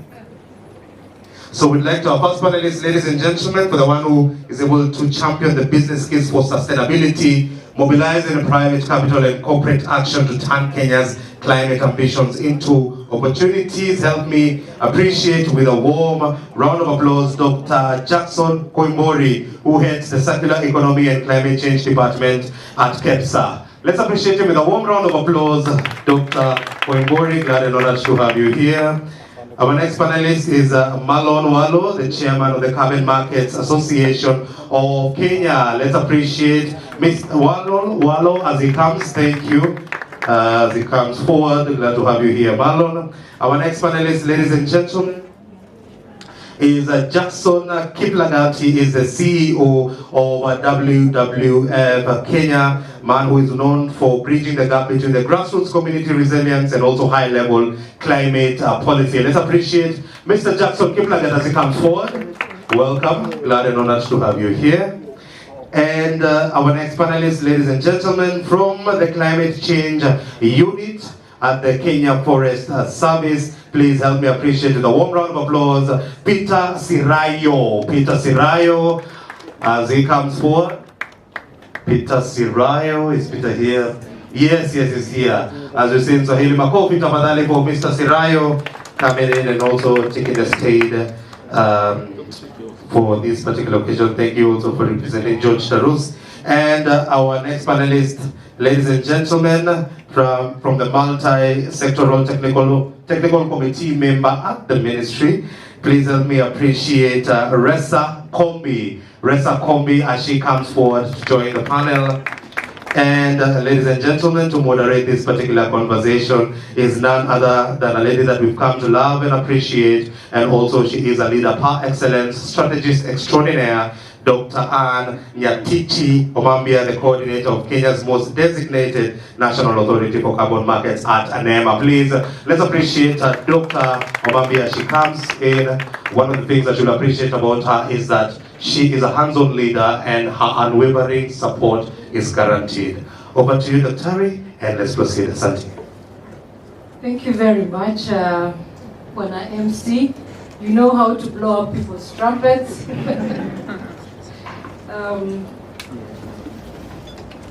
Feels awkward standing and addressing you. There's some people at my back. I don't know which is the best position to sit, but you'll bear with us. Finally, the MC has pronounced my name right. We had 3 different versions this morning. It is 𝗂𝗏𝗃𝗁𝗏𝗃. The Kikuyu version is 𝗂𝗏𝗄𝗏. Yeah, that's the Kikuyu version. And 𝗿𝗏𝗏𝗃𝗁𝗏𝗃 is tomorrow, of tomorrow. Thank you very much, distinguished ladies and gentlemen, for coming into the room. We want to appreciate our dignitaries who are able to grace us this morning. I'm not the only officer from the DNA, and I wish to recognize them. All officers from the National Environment Management Authority. We are led here by our Acting Director Legal, Madam Emma, kindly rise. Emma Lisanza, Acting Director Legal. All DNA staff, our Deputy Director ICT, the lady who is going to be in charge of ensuring this system works. We have our project manager for the GCF, John Wafula, and all the other DNA staff. I'm not seeing you standing. They are quite a number. Thank you, Peter of ICT, and all the rest. This is the team that we work with at NEMA, beyond the other 500 NEMA staff in all the counties of government. Thank you very much. We also have present the members of the Multi-Sectoral Technical Committee. If you are present representing any sector, kindly rise. Members of the Multi-Sectoral Technical Committee, the gazetted members, thank you for coming. It includes the members from the Council of Governors and all the sectors. We have project developers. Could we see you? Project developers present, kindly rise. Kindly rise. If you raise up your hand, other people will not see you. Thank you very much for coming. Community representatives, civil society, and state actors. We also recognize with appreciation our development. Oh, my director is here. This is my boss, Dr. Charles Lange. Dr. Charles Lange is my boss, Director Environmental Services. It's a large directorate that has 4 departments. It's going to help us get the way forward. And any other person I've not mentioned, members of the 4th Estate, and colleagues from the Ministry of Environment, Climate Change and Forestry, Verst Carbon, GIZ, thank you very much for being in the room. We're going to have a brief interactive session. A launch normally should have ended at tea break, but it's good to also agree on the way forward. We've launched, so what next? So let's hear what next from the representatives. As you can see, we have the Climate Change Directorate in charge of the national determined contribution, the climate change reporting, the climate change action plan, the coordinator of everything climate change. And then we have the RED Plus focal point, reduction of emissions from deforestation and forest degradation, plus conservation efforts and soil above and below carbon, below the trees, below ground. It's a very long name, so we call it RED Plus. Not red the color, but it's REDD plus. The plus you will unbundle. We have a great collaborator with us here. He supported NEMA to develop the community guide to unpack community development agreements, the free, prior, informed consent. It has been spoken a lot here.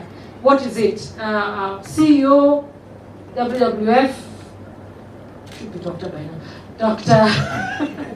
Mr. Jackson 𝗂𝗵𝗁𝗁𝗁𝗁𝗁𝗁, a long-time comrade.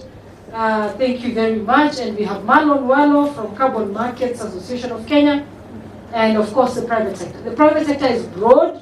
We could only pick KNCR, but I know there are so many private sector organizations present, and we recognize you all. So to start us off, allow me to sit now. I'll start with the CCD, the Climate Change Directorate, Madam Ressa. Now that we have launched the Kenya National Carbon Registry to serve as a digital gateway, I think if you look at all the banners, it's reading a digital gateway to the international market. How do we ensure that even as we invest in carbon markets, that we're able to meet our national climate change obligations and targets? Thank you. Thank you, moderator. As moderator has introduced me, I'm 𝗿𝗂𝗶𝘀𝗁𝗁𝗁𝗁, Senior Climate Change Officer working with the Climate Change Directorate, which is the lead agency nationally on matters climate action or climate change. This has been a journey since the amendment of the Climate Change Act, trying to figure out how do we shape this policy or this institutional governance to ensure that we meet our Paris obligations, but also be able to set the institutional arrangements in a right manner. So, in line with the national climate targets, yes, we know that within the Paris Agreement, Kenya has submitted what we call the nationally determined contributions, and I'll focus on the one for 2021-2030, which took a 32% target in terms of emission reductions, and that is an equivalent of 46 million tons against a business as usual scenario of 143 million tons of CO2 equivalent. So, how does this registry that you've launched, is it an hour ago or a few minutes ago, help us meet this NDC target? So, we know that we've set a target, and the target can only be smart, right? Right? A target has to be smart. We have to measure it, and we have to report back in terms of achievement and implementation of the international targets we took. So how does this registry help us? Remember that before we come to this registry here, there is action behind it. What we call mitigation actions, adaptation actions, and for these actions to be implemented, we need support. What we call climate finance, technology development and transfer, capacity building, all those aggregated together. They need to be a repository helping us know what is coming in, what is being done, and among all these, which ones are carbon projects, okay? So within our mandate as CCD, we are supposed to ensure that we have a national registry that ensures that we capture all the mitigation, adaptation, and all the support coming into the country so that we can be able to track and report in accordance with our NDC or international obligations. So within that, remember that all mitigation actions are not all mitigation actions are carbon projects, okay? But all carbon projects are mitigation actions. So with that background, we need to know that we need to link whatever is happening within the ground in terms of action to what is the National Registrar or the DNA is doing, so that we're able to see it came from point. We use Project X, right, in the demonstration. That Project X, from the initial start, it has been registered in the National Registry, but also within the Carbon Registry, so that when it's implemented, we know that it has met a certain target in terms of emission reduction, but also as it continues with the carbon project life cycle, it also recorded in that manner. So there has to be a communication channel on what CCD is doing and what the DNA is doing, because we have one common goal, which is meeting the goals of Paris Agreement. But before we meet that, we have a national target. But before we meet that national target, we have institutional arrangements that we have to ensure that they're intact and we're able to record everything that is happening. So that's the interlinkage that I'll leave with between the CCD and what the DMA is doing. Thank you very much. Thank you very much, Engineer Ressa. Next, we're going to hear the REDD+ perspective. You were the first to launch a sector-based registry last year, and we congratulate the forestry sector for that. And we recognize all the REDD+ forest project developers present in the room. I know you may not know them, but they are very familiar to us. Some of them, I think he will mention a key of the project.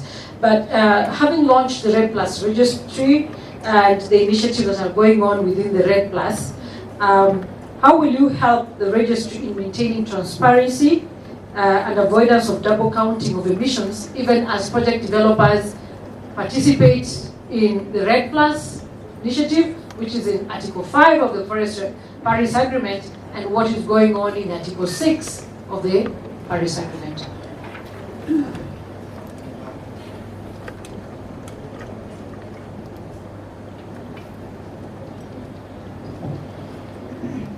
Thank you very much, Dr. 𝗿𝗶𝗃𝗁𝗵𝗃, for this opportunity and for having me here. As you are all aware, REDD+ is a mechanism under the 𝗿𝗂𝗏𝗃. It is actually a voluntary mechanism aimed at incentivizing developing countries to be able to conserve forests. And this particular mechanism was adopted in 2007 at Bali. And while it was adopted in Bali, Kenya, we've been in the process of transitioning from readiness to implementation at the national level. We made a decision that we'll be implementing REDD+ at the national scale.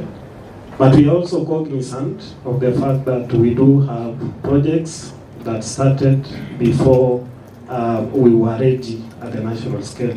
And these particular projects are the 𝗁𝗏𝗏 landscape, we have 𝗂𝗏𝗏𝗏𝗏, 𝗂𝗏𝗏𝗏𝗏, Panga, and the others. And therefore, we needed to have a registry that will be able to help us prevent double counting.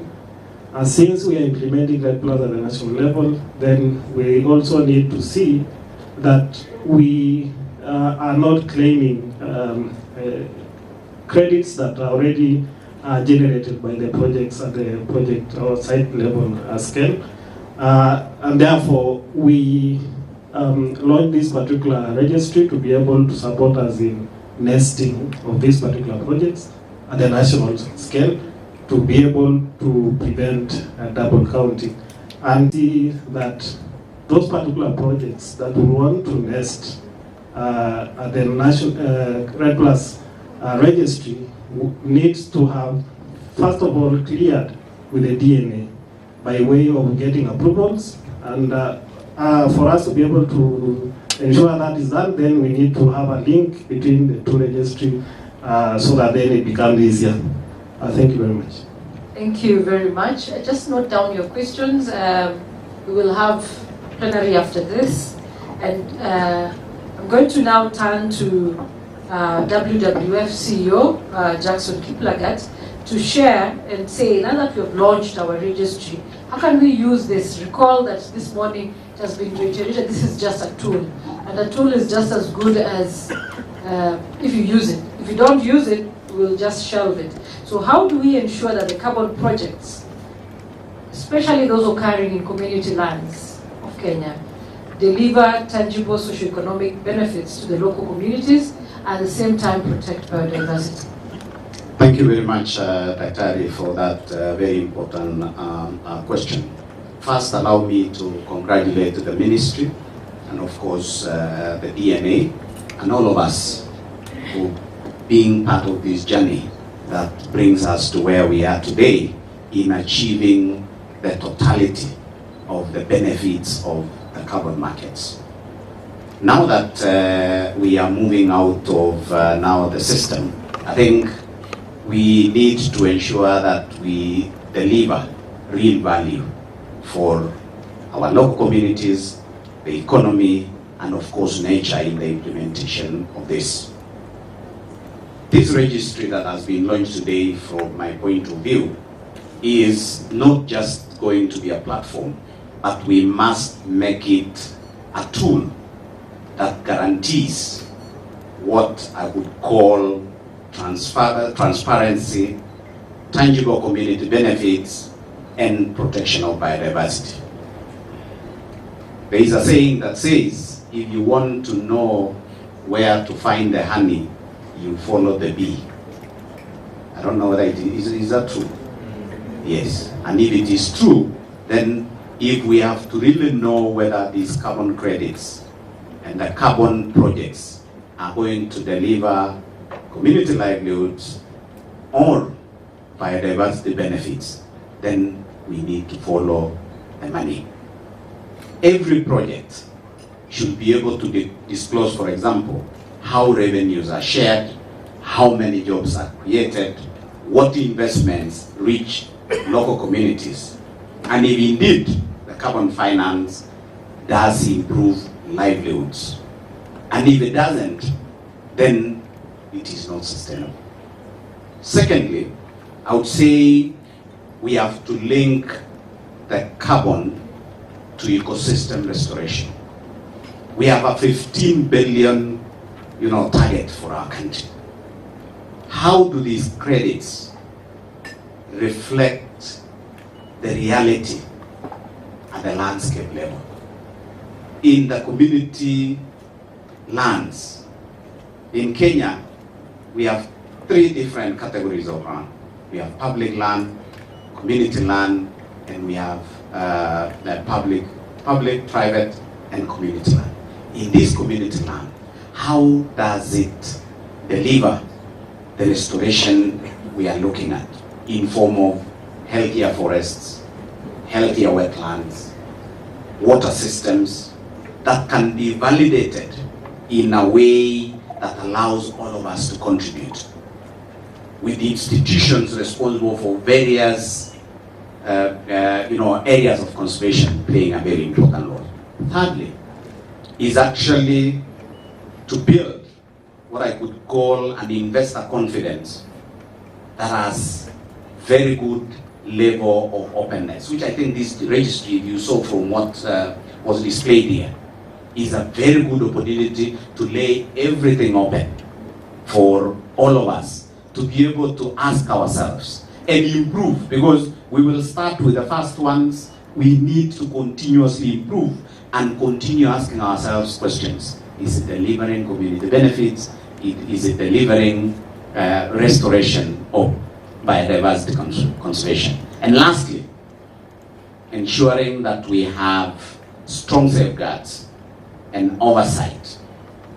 Regulators like the National Environment Management Authority, which is a designated national authority, policy guidance by the ministry and other agencies, and of course the role of the developers, the implementers, and the communities can help us embed grievance mechanisms that allow us to manage any issues. You've seen in the last 1 year, for example, even before a carbon project starts, there is already fights and claims of so and so as. But this system, I believe, is going to give us an opportunity to be able to have everything available for all of us to make good decisions. Lastly, allow me to say that the government of Kenya and all of us as stakeholders have laid a foundation. Now this registry can drive the growth for green growth in this country and allow us to build a carbon markets, ecosystem that works for climate, for nature, for people, and of course the economy. Thank you very much. Thank you very much. Thank you for putting that final slogan. I know it is your organization's slogan. And truly that is a summary of it all. The climate change space is there for climate, for people, and for nature. And I think that's basically what we're addressing in this decade, the triple planetary crisis: biodiversity loss, climate change and pollution, and we are all able to address it or cause it to be worse. Next, I'm going to ask a question to Carbon Markets Association of Kenya, and we recognize all the members and any other organized group in the carbon market space. I know we have Carbon Removal Association also, we have Nairobi Climate Network, but allow Marlon Wallo to speak on your behalf. He has been part of this process, even from the lawmaking to this point of the registry. So, Mr. Marlon, beyond this registry launch, how can CAMAC advocate for a smooth transition with the project developers? Thank you for that question and the opportunity to be in this panel. So, first of all, allow me to convey our hearty congratulations to the government of Kenya and to commend Verst Carbon for the wonderful work they've done with the support of the development partners. I'll premise by saying that the project developers primarily are commercial. They don't begin from a scientific approach. And that gives them a little bit of a weakness in approaching some of these practices around carbon project development. And the registry plays a very fundamental role in smoothening this process about how they come to interact with this. So we end up hiring a lot of scientists, and sometimes a lot of time is wasted in terms of project registration, certification process, etc. So it's very important that now project developers build more capacity in how to interact with the government solution, which is the registry.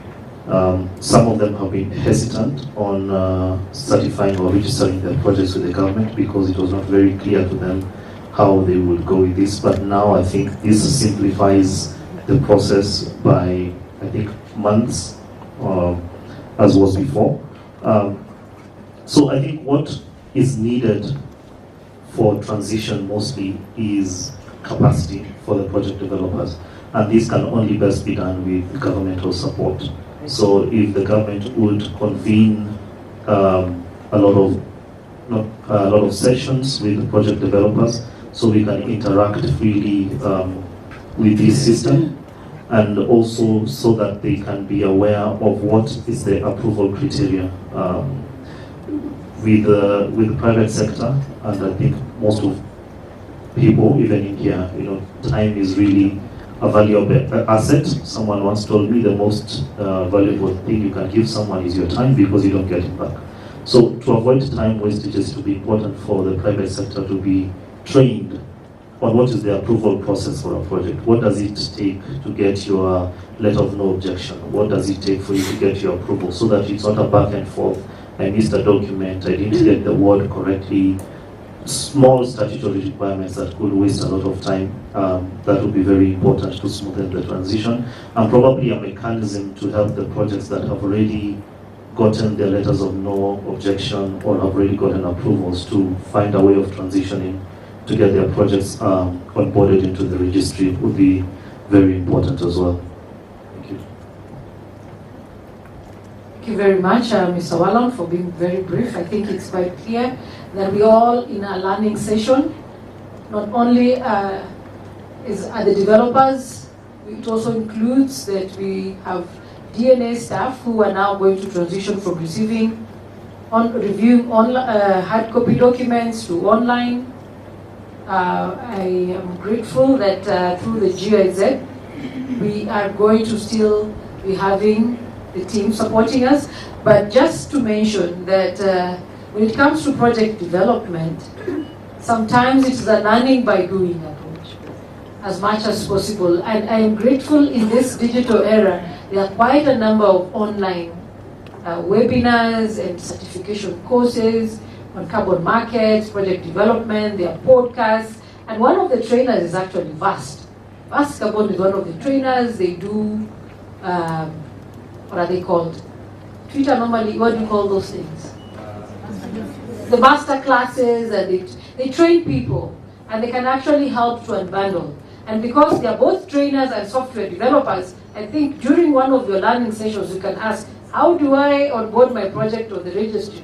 I think the training leader would be gracious enough to support. And with that, as we quickly finish the panel discussion, I'm told panel discussions are not the best way of learning. It's to give the mic to all of us, but we're too many.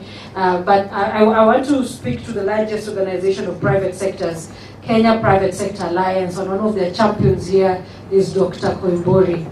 So as you take the floor, Mr. 𝗂𝗶𝗶𝗀𝗶, I know private sector on just the bottom line. I'm told it's called the bottom line. Kenya shillings or euro or whichever currency you are trading in. So from the private sector perspective, now that we have this digital platform, trying to improve data transparency and transaction, how can this registry help us reduce the financial risks that may be associated with carbon trading? One of the key things that we have to ensure in the climate world is ensure that carbon money or climate finance, whichever form it comes, does not or is not used for money laundering, and it is not used for financing terrorism.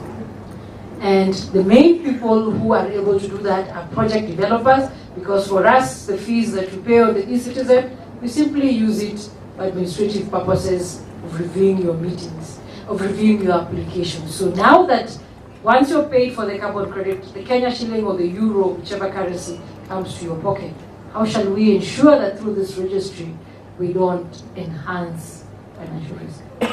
Yeah, thank you so much. So before I begin, I introduce KNCR. I only take 2 minutes so that we give time to the audience. So KNCR, for those who are not familiar, KNCR is the Kenya Private Sector Alliance, and you're rightfully right when it came to inviting us to represent them, because from 2003, from the Gazette Notice of the President, we were formed to represent the private sector umbrella body.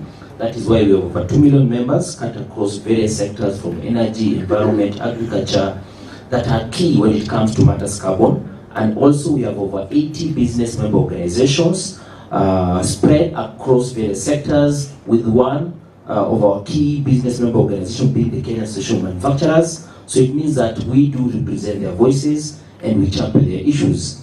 Apart from that, I wish to raise the point that you have raised, very key, that private sector talks about money regardless of the currency. And that's why today I want us to take away one key point, that speed is now the new currency. Speed is now the new currency. And I see this registry bringing in that aspect of speed. So that means that we see it monetizing itself and bringing that needed timely approvals of projects that the private sector was looking for to help us move the step forward. Before I go and jump into your question, is that private sector, we've been having and facing few issues, especially on matters, return on investment, and even capital to scale up our businesses. We have been looking for other financial mechanisms, moving away from the traditional financial mechanisms, from banking loans to other banking mechanisms where we can get soft loans. Here I'm talking about green financial instruments. We have been looking into the eyes of green bonds. Carbon credits is another one. We're talking about sustainable linked loans, impact loans. The list is endless. So carbon credits falls within that bracket. And most businesses that have closed shop, for one reason or the other, moving to our neighbors, one thing they have been raising is the cost of doing business. And we believe that the carbon credit space will be able to elevate that problem and pressure. So we look at it as a way whereby we can be able to capitalize all these projects we are having within the private sector. We can be able to onboard them into this platform and get the needed revenue from it. The question you're asking is in regard to how is this registry, first of all, important to us. We see this registry in 5 ways, importance of it. One, we are seeing that it will be able to create that zero opacity. That is, we'll be able to see the project reflectability, because remember this platform, as you've said, somebody can be able to open it and access and see a project where it is, the documents that have been uploaded. That one creates that credibility. And also there is an aspect of time which will help us a lot, because remember private sector are very key in doing timely projections in revenues. So we are able to say that in the next 1 or 2 weeks, our project, once uploaded in that platform, then we can be able to, you can be able to come up with a projection in terms of revenue, resource and allocation based on the registry that you have developed. Something else also we wish to see moving forward, because of the sake of time, there's an aspect of onboarding and capacity building for this registry moving forward. So private sector as KNCR, in collaboration with World Bank, we were able to develop the Carbon Market Guidebook, the Carbon Market Guidebook for Kenyan enterprises. You can get it online, it's a PDF. So this Carbon Market Guidebook for Kenyan enterprises is a step-to-step guide on how you can be able to operationalize your project or carbon project up to the very end. And I believe once we work with you together as you have been doing, we can be able to see how can we be able to integrate this tool, the Carbon Market Guidebook, into the official KNCR onboarding and capacity building program, so that we can have it embedded there. Because already we have something developed, we don't need to reinvent the wheel. Let's use it and see how best it can be able to champion us. Let me stop there so that we can get questions from the audience, but I believe as a private sector, we are truly behind you and we support this because it will benefit us as much as we want also to reduce our carbon footprint. Thank you so much. Thank you very much. We're going to ask questions to the panel, but before we can do that, I want to recognize one of our development partners who have supported the DNA since 2009 in the carbon market dispensation of the Kyoto Protocol, and is still walking this journey with us. The head of the Climate and Resilience Building Unit of the United Nations Development Program, Madam Evelyn, I want to share your experience about how the experience of the UNDP and what you're doing in the carbon market space. I don't know whether the UN head for carbon markets managed to send a representative of UNEP. I know you have a carbon unit, and then we can all free shoot our questions, and I'll request the MC to support me in that. You can help. Okay, just stand on the floor.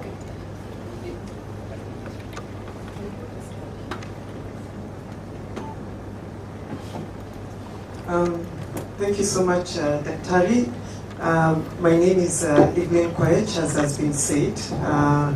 I head Environment, Climate Change and Resilience at UNDP Kenya. And let me really start by congratulating the government of Kenya and the Ministry of Environment specifically on the launch of the National Carbon Registry. I think this is such a momentous and a critical milestone for the country. And for us, if I can speak on behalf of UNDP, very, very exciting and one of those critical things that we have been looking forward to.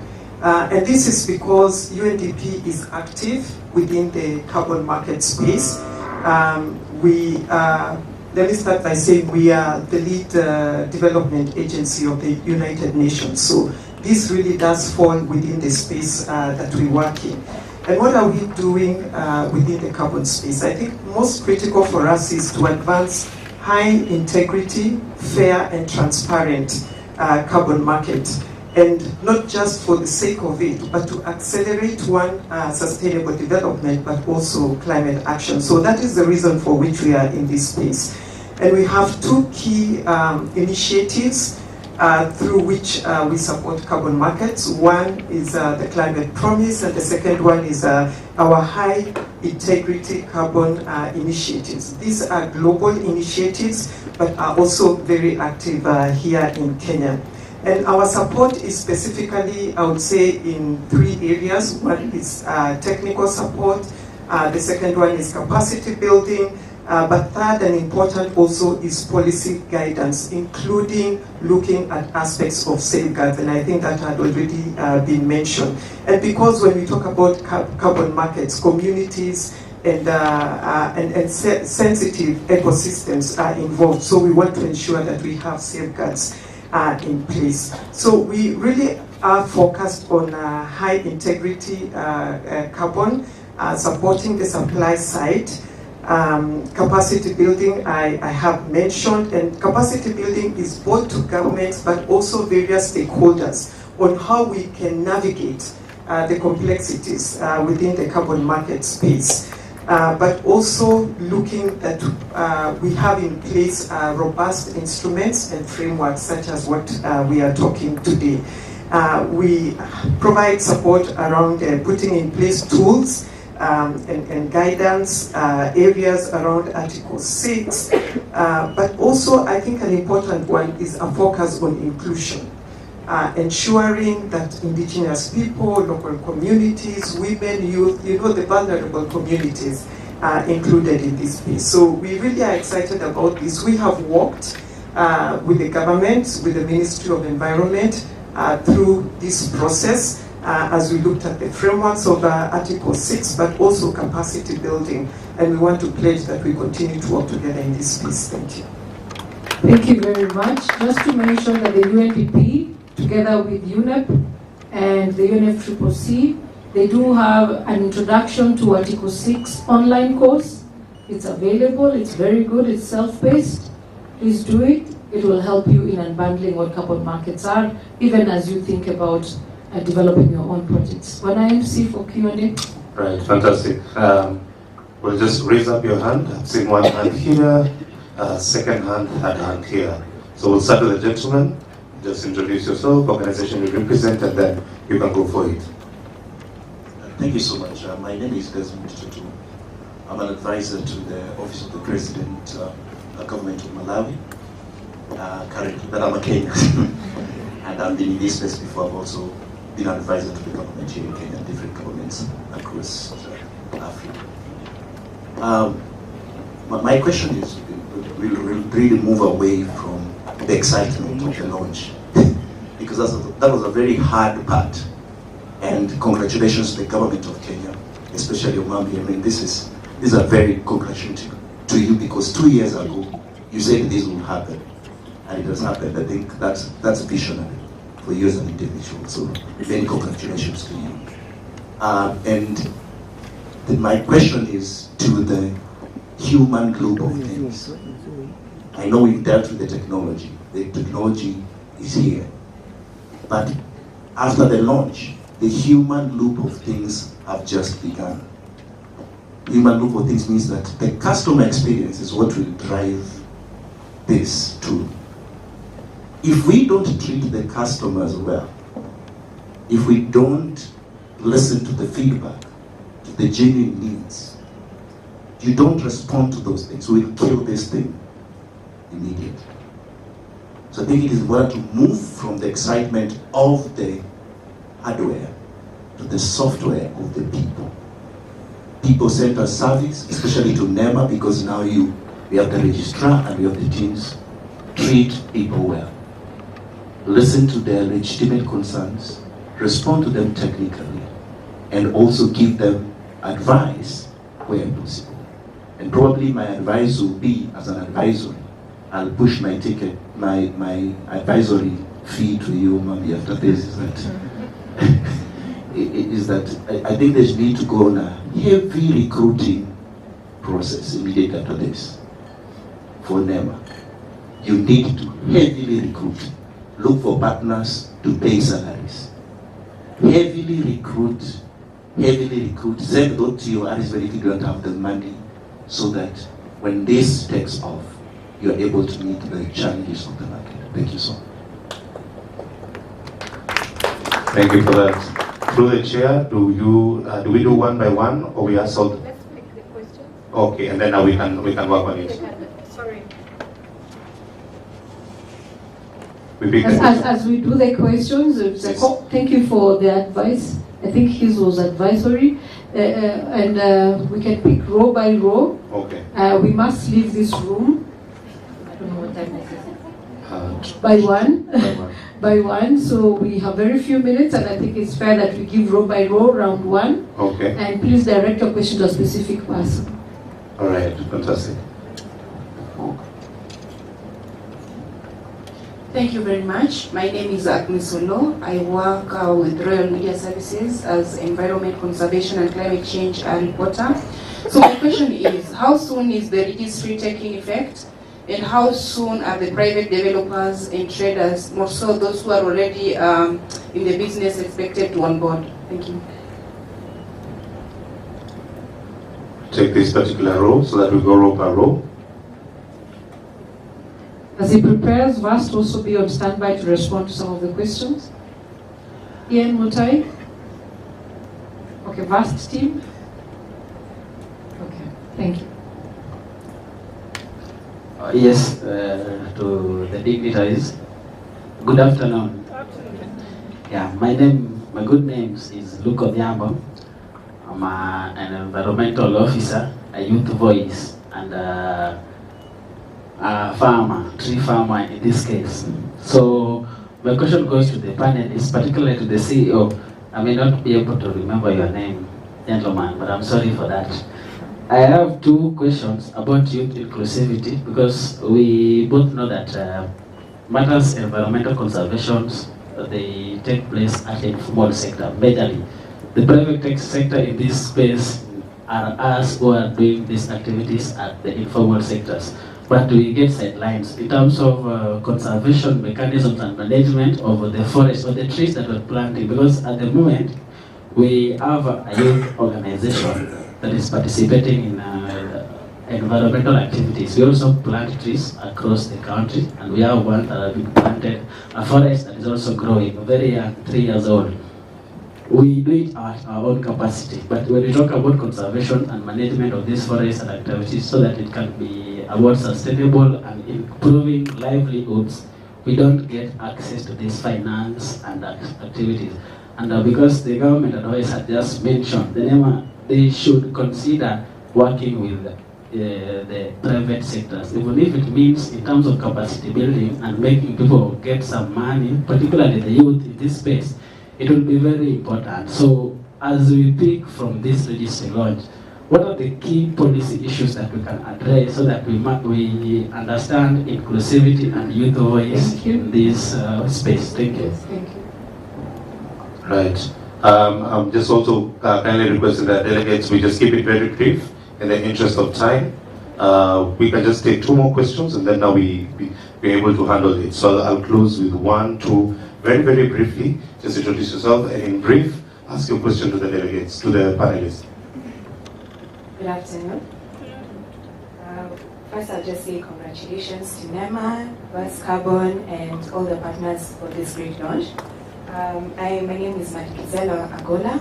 I'm a carbon policy analyst at BAN Manufacturing. BAN is a carbon project developer. We've already been operating in the voluntary space, and we have ambitions to hopefully also participate in the compliance markets now that it's available. I have 2 questions. One is mostly for the DNA, and I think maybe the other would be for the CCD. My question for the DNA is on interoperability of the registry. For those of us who have already been registered and operating on platforms such as Gold Standard, maybe Vera, we would want to know how would our information and our data maybe be able to be mirrored on this national registry, maybe to avoid situations where we are duplicating information, or maybe there's just any kind of gaps in that. And then for the CCD, we've seen that this registry will give project developers the opportunity to make applications through the registry. One of the things that we need to know before we start applying is maybe things to do with Kenya's carbon budget, and maybe where Kenya is with emissions and things like that. Will that information also be available on the registry, so that as we are making applications, we are also having transparency on where the country is and the direction we're taking in terms of that? Thank you. Right, fantastic. Thank you for the question. I'll take this as the final question, then we can proceed. Thank you very much, our speakers, and thank you very much, the moderator. My name is 𝗿𝗂𝗶𝗶𝗏𝗏. I'm from Seya County, Rieda Sub-County. And my question goes direct to all our panelists, whoever will pick it. First of all, when you look at the carbon markets, the understanding of carbon markets is still not understood by the majority of the community, and the pricing. So the carbon market is like a black market whereby we don't understand what is the price of carbon. Because most of the markets you go, the cow market, they have a name, and they know the price of the cow or whatever they're selling.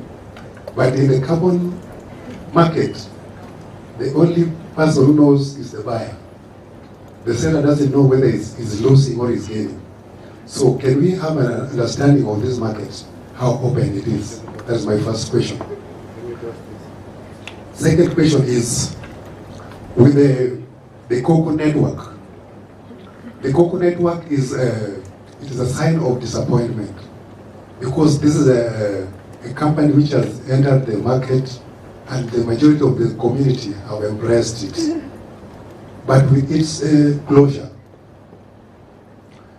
I think it is going to bring discouragement to any other investors coming to the market. So how can we discourage and to encourage the investors to come in, so that such a kind of scenario doesn't happen again, so that we cover the market and we become open? And my last question is this. I've heard two words being used here. And these two words are maybe misleading because of too much of our English. We have spoken of indigenous communities and local community. Now my question to the panelists: who is indigenous and who is a local community? To my understanding, if I'm wrong, you will also challenge me. We are all indigenous. That's my answer, but I need your answer. Thank you. Thank you very much. I think I'll start with the last one. Are there questions online? Yes, there's one that has just come online. Just one that I can see is will the government issue sovereign backing or authorization letters or for projects? Right? Will the government issue sovereign backing or authorization letters for projects? That's the only question online. So now I can hand it over to you. Thank you very much. I think I'm just going to answer the low-hanging fruit between indigenous and local communities. It is defined in the Constitution. Indigenous communities are defined in the Constitution. They are also recognized internationally, and they have a global treaty. I would recommend that you have a look at that. The rest of us, even me, I would wish to be indigenous, but I'm not. I'm a local person. And the Constitution clearly defines it. So please have a look at it. I don't want to go to dwell onto it. But we will come to you, sir. I've seen your hand. Allow us to be able to answer these ones, and then we can do the second round. The first question was advisory by Desmond Tutu, and we truly appreciate that, and you have a very honorable name. And we also had 𝗿𝗏𝗃𝗁𝗏, that's another honorable name. I think I'm liking the names in the room. One of the questions was on how soon will the registry be on board, and I requested Ian Mutai to be here. I saw him walk in. And then, 𝗿𝗏𝗃𝗁𝗏, you're going to address the issue of demystifying carbon markets. I have said it here severally, and I'm going to repeat it again. Carbon markets is just one of the basket of measures that addresses climate change. Participation in carbon markets is purely voluntary. You are not forced to participate in carbon markets. And just like any business, when you go into a particular business, you need to understand the business before you invest in it. And that's the recommendation I always give to all. The role of the DNA is defined in the carbon markets regulations and the Climate Change Act. Yes, part of the mandate is capacity building, but we may not build your capacity sufficient enough to invest in the process and earn from it. You may need to invest because it's your business. And I have mentioned that we have quite a number of online courses that are available. The National Environment Management Authority has a Department of Environmental Education, Awareness and Training. We periodically train different groups, but we may not reach all. But in a digital dispensation, take advantage of the free online courses. They are paid up courses, they are certified courses where you get certification. And in Kenya, we are lacking a key player in carbon markets. And that person is known as the external auditor, the verifier of your project, the one who actually says that indeed you have proven your project and you have actually reduced emissions.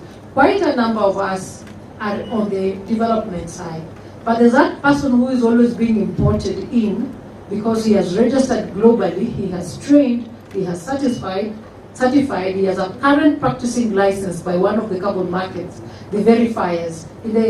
In the Article 6, we call them designated operational entities. In the voluntary market, they are known as validators and verification bureaus.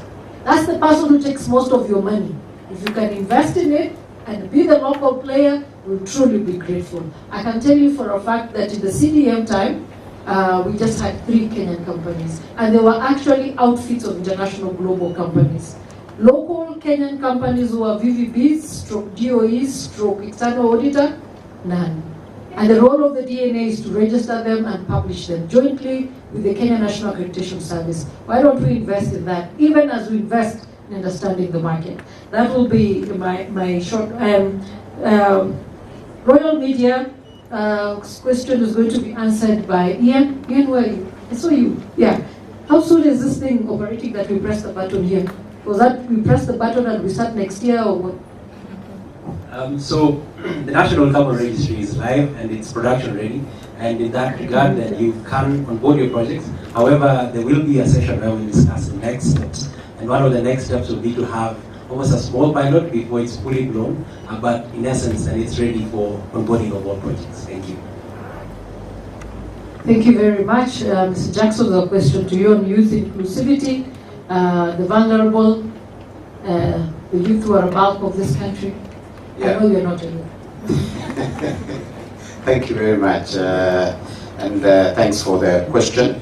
A very important one. The youth form the largest portion of our population, and of course your participation in the discourse and in conservation is very critical.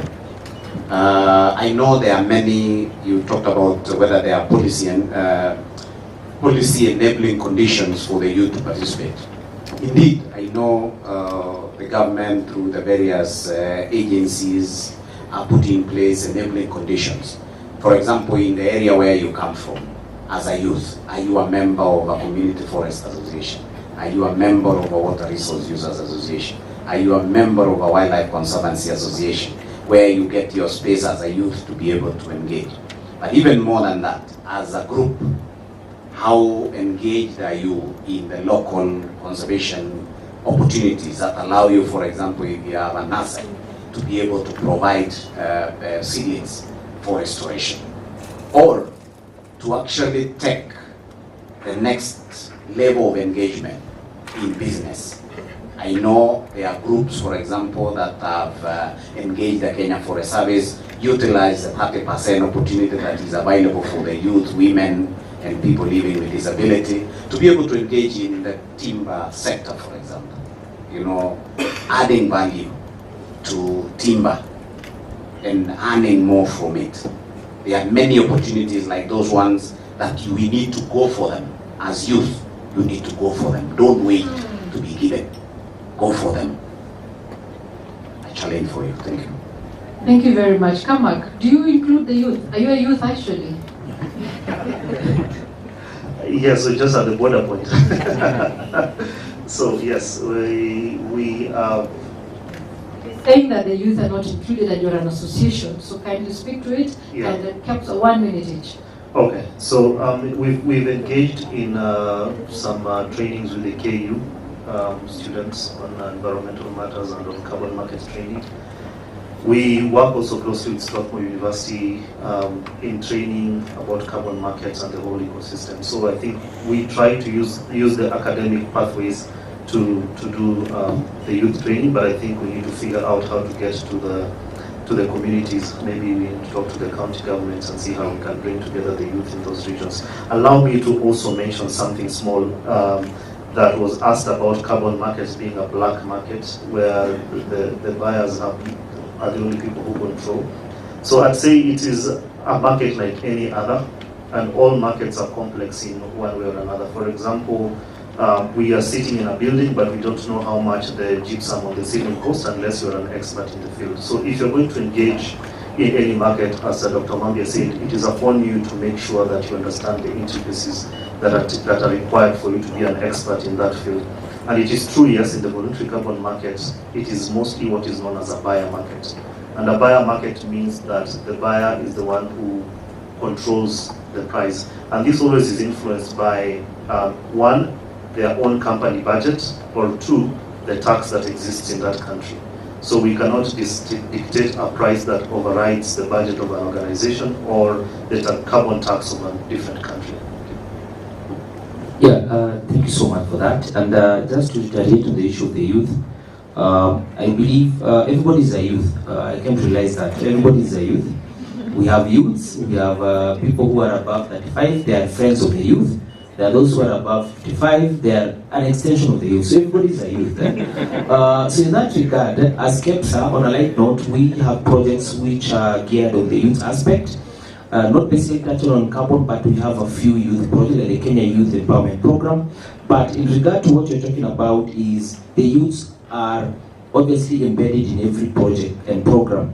But remember, we cannot stop a project proponent or somebody who has a project based on the fact that maybe they are not a youth or not. But on that aspect and the question you had raised on the issues of finances, the aspect of finances we have seen from our members is it's vested on the records and the books you're keeping. Most of these agencies and institutions that want and are willing to give you funds, like KNCR, we have a catalytic fund. For us to give you that money, let me tell you, we have to ask you for certain records and reports, which is standard by the global standards. We need MRV reports, we need all these reports. So when you ask for those reports from a certain organization X, they don't provide it, then you miss out on the money. We have realized that certain organizations are serial grant applicants. They apply for grants right and left. So their source of income is grants. And I'm telling you, they write the best proposals, they write the best things, but they're in that business. So now we have made sure we have put that backstopping steps where we put all these things in terms of we need to provide all these records, and the registry here will be able to ascertain that you upload all those documents that are required. So I think with that, let me stop there. Thank you very much. I'll give Owero to respond to the issue of the registry with regards to both Ian and the registry with regards to the interoperability with, because Van, you asked, is this registry interoperable with the other registries? I would also recommend that we also interact with the registry decisions that were made with regards to countries having national registries.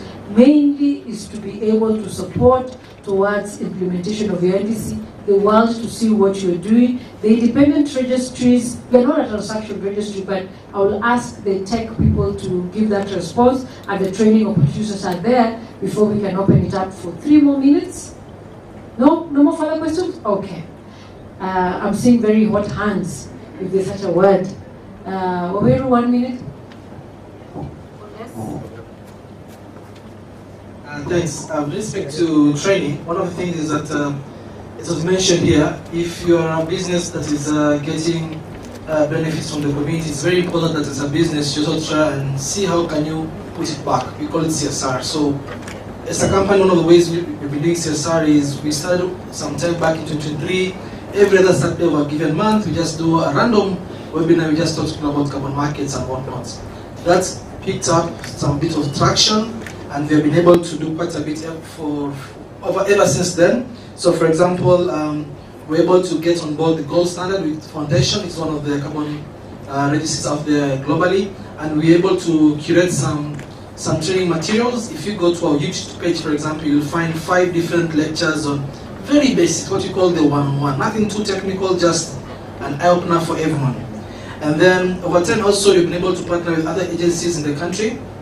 For example, I don't know if Carol is here, Kenya Wildlife Conservation Alliance. They are an association of so many conservation groups. We also do something with them to just again keep on spreading the knowledge bit by bit. We also have Siemens Foundation that in the next couple of weeks we have completed building an e-learning platform. Again, something very, very, very basic, one-on-one as well.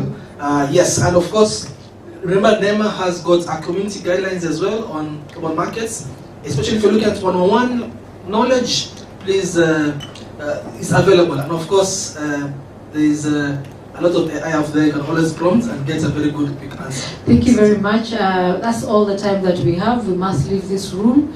And I want to sincerely appreciate all our panelists present here, the CCD, Kenya Forest Service, WWF, CAMAC, and KNCR, and you all. We may not finish to respond to all the questions, and we request that we can have bilaterals even as we step out of this room. And asanteni sana.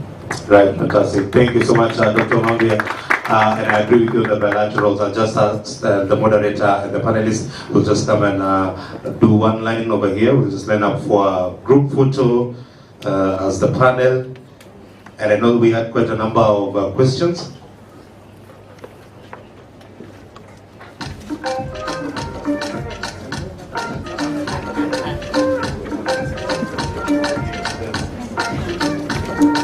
Right, media team, just make sure that once you get it, give me a thumbs. With a warm round of applause.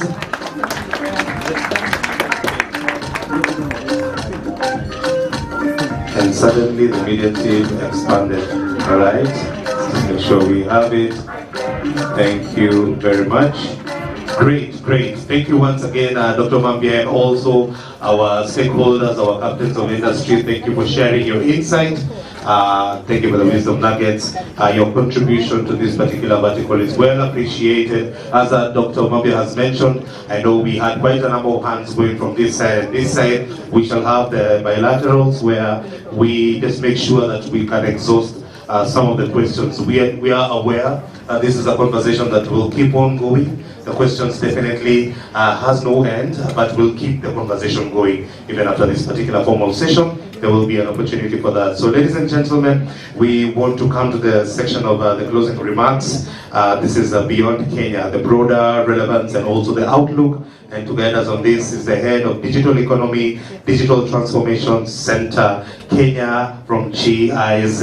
Help me appreciate Katarina Mengedia. She comes forward gracefully, and also thank you so much for your unwavering support. Welcome, Katarina. Glad to have you. Thank you so much. Thanks. It's a very beautiful stage. I wish they always looked like this. Yeah, first of all, thank you all for coming and for staying. I see that the room has become a little bit empty, but it's great to still see so many faces, and we received an overwhelming interest in this event, so that I think speaks for itself. We had 400 participants online joining the live stream. We had requests from the UK even, so it's really amazing what attraction this project has caused. So thank you all. I will keep it brief. I had a very nice speech prepared, but I don't think we have time for that. I would just like to briefly reflect on what today represents, not only for Kenya, but also for the region and even the continent.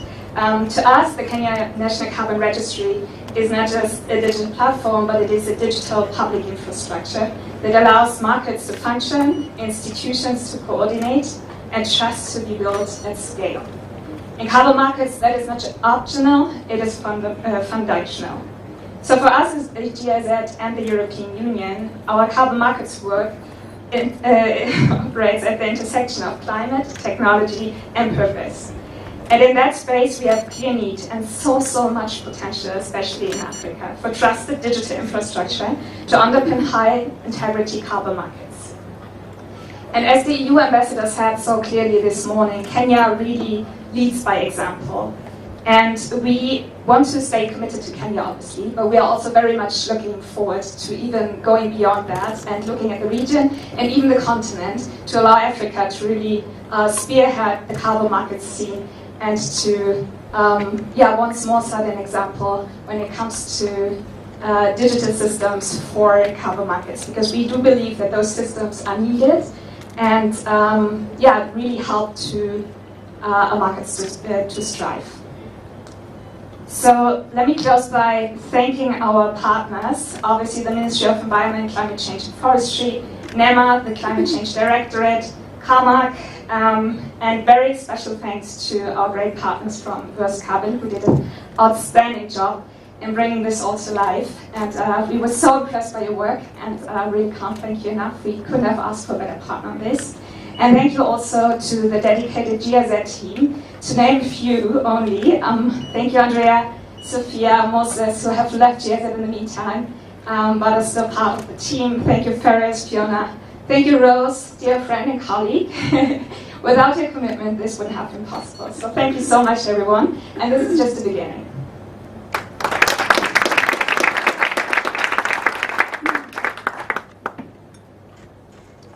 Thank you, Katarina. We appreciate you, and also to the other stakeholders. Also, we appreciate you from GIZ. Thank you once again. And now, ladies and gentlemen, the final part of the program, the way forward, vote of thanks, and also the closing prayer. This is going to be done by the Director Environmental Services at NEMA. This is none other than Dr. Charles Lange. Let's appreciate Dr. Charles Lange who is going to give us the final word and also take us to the pearly gates of heaven. Thank you. Very dangerous, MC. Sometimes when you come into the stage and he makes those funny, you can find it a little bit challenging. But colleagues, I think it's only 2 minutes left for us to get out of this room, as Dr. Mambia. So I will be very, very brief. Behind the scenes, as Dr. Mambia said, there's many other teams that support her. So the directorate, which she said, is comprised of 4 departments that support Mambia in what she does. The awareness, the research, and many other things. And so we're happy today that this is a momentous occasion for us here as authorities, the ministry, as stakeholders to come and really launch this very important facility. From the speeches and from the interactions that the panelists have said, I have picked 4 things. One, I think is a way forward. Colleagues, you need to appraise yourself with the regulatory frameworks. There's a lot in the space. There is the art, there's the regulations, there's the guidelines. So colleagues, if you have to play this game, you have to appraise yourself with these regulatory frameworks. Secondly, the registry is here with us now. Please find time to go into this registry, look through it, because if you have to file a project, it has to come through this now. We no longer now, I think Dr. Mambia said, accepting paperwork. It's going to be digital. So you have to go there. Thirdly, I think we don't want this to be dormant. We need projects. We need projects. I think our leadership said that we need to make money out of this, and we can only make money by doing premium projects. So the challenge is with us. Finally, collaborations. I've heard about the issues about the youth, and they can only move to the next level through collaborations. I have had also a lot of experience, a lot of initiatives. Colleagues, we can only better do this if we embrace collaborations. So what Dr. Mambia said, the bilaterals that you do after this and beyond should look at collaboration so that we can be able to low premium. I think Kenya can be the pace setter in setting this agenda for Africa.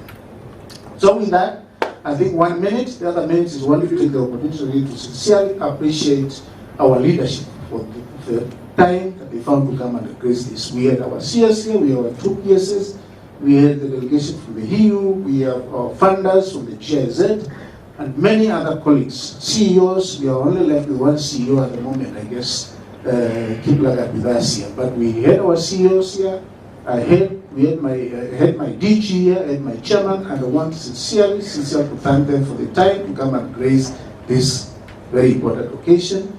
Special thanks to GIZ again. It has been mentioned, but we have really to thank GIZ for the efforts and the support that they have given towards this. The technical team from Verst for your very good work that you did to make this a reality. Finally, for all of us, we have embraced the time from morning until now 1 when we are supposed to leave here. We want to sincerely thank you for supporting NEMA, for supporting the ministry and this initiative. So from this, let's practice what we have been called to practice. And with that, I want to wish everybody journey masses wherever you are going, and God bless you. Asante. Thank you very much.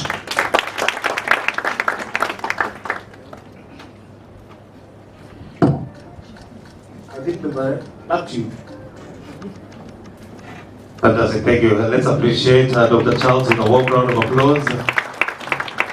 All right, fantastic. As this particular vertical, we usually have the one who opened up the session with a word of prayer will be the same one who's going to close off with a word of prayer. He is a tongue-speaking, demon-chasing, spirit-filled individual all the way from Katoloni Prayer Center. And last week he was at River Jordan 7 times. Please let me appreciate Mr. Michael 𝗿𝗿𝗏𝗏 who's going to close off with a word of prayer. That was too much. Let's rise for a word of prayer. Father Lord, we come before you this wonderful afternoon. Grateful that you have been with us throughout this journey as we now embark on the operationalization of the National Carbon Registry. We ask that you be with us, whatever we are to do ahead of us. Give us all the wisdom and knowledge that we need. As we leave this place, give us all journey mercies when we meet again on other events all the glory and honor will come back to you. In Jesus' name we pray and believe. Amen. And I think I can now be officially the spiritual project manager for the National Carbon Registry. We have all the signatures, the powerful signatures are here. All right, thank you, man of God. I appreciate you, Michael 𝗿𝗁𝗁𝗁𝗁. Fantastic, we've come to the end, ladies and gentlemen. The stage is open. If you want to take as many photos as possible, please feel free to do so. You can be able to engage our stakeholders briefly before we can be able to close off the room. Asante sana, have a fantastic evening and congratulations to the entire team. Let us keep on winning as we change this world one step at a time. Thank you very much.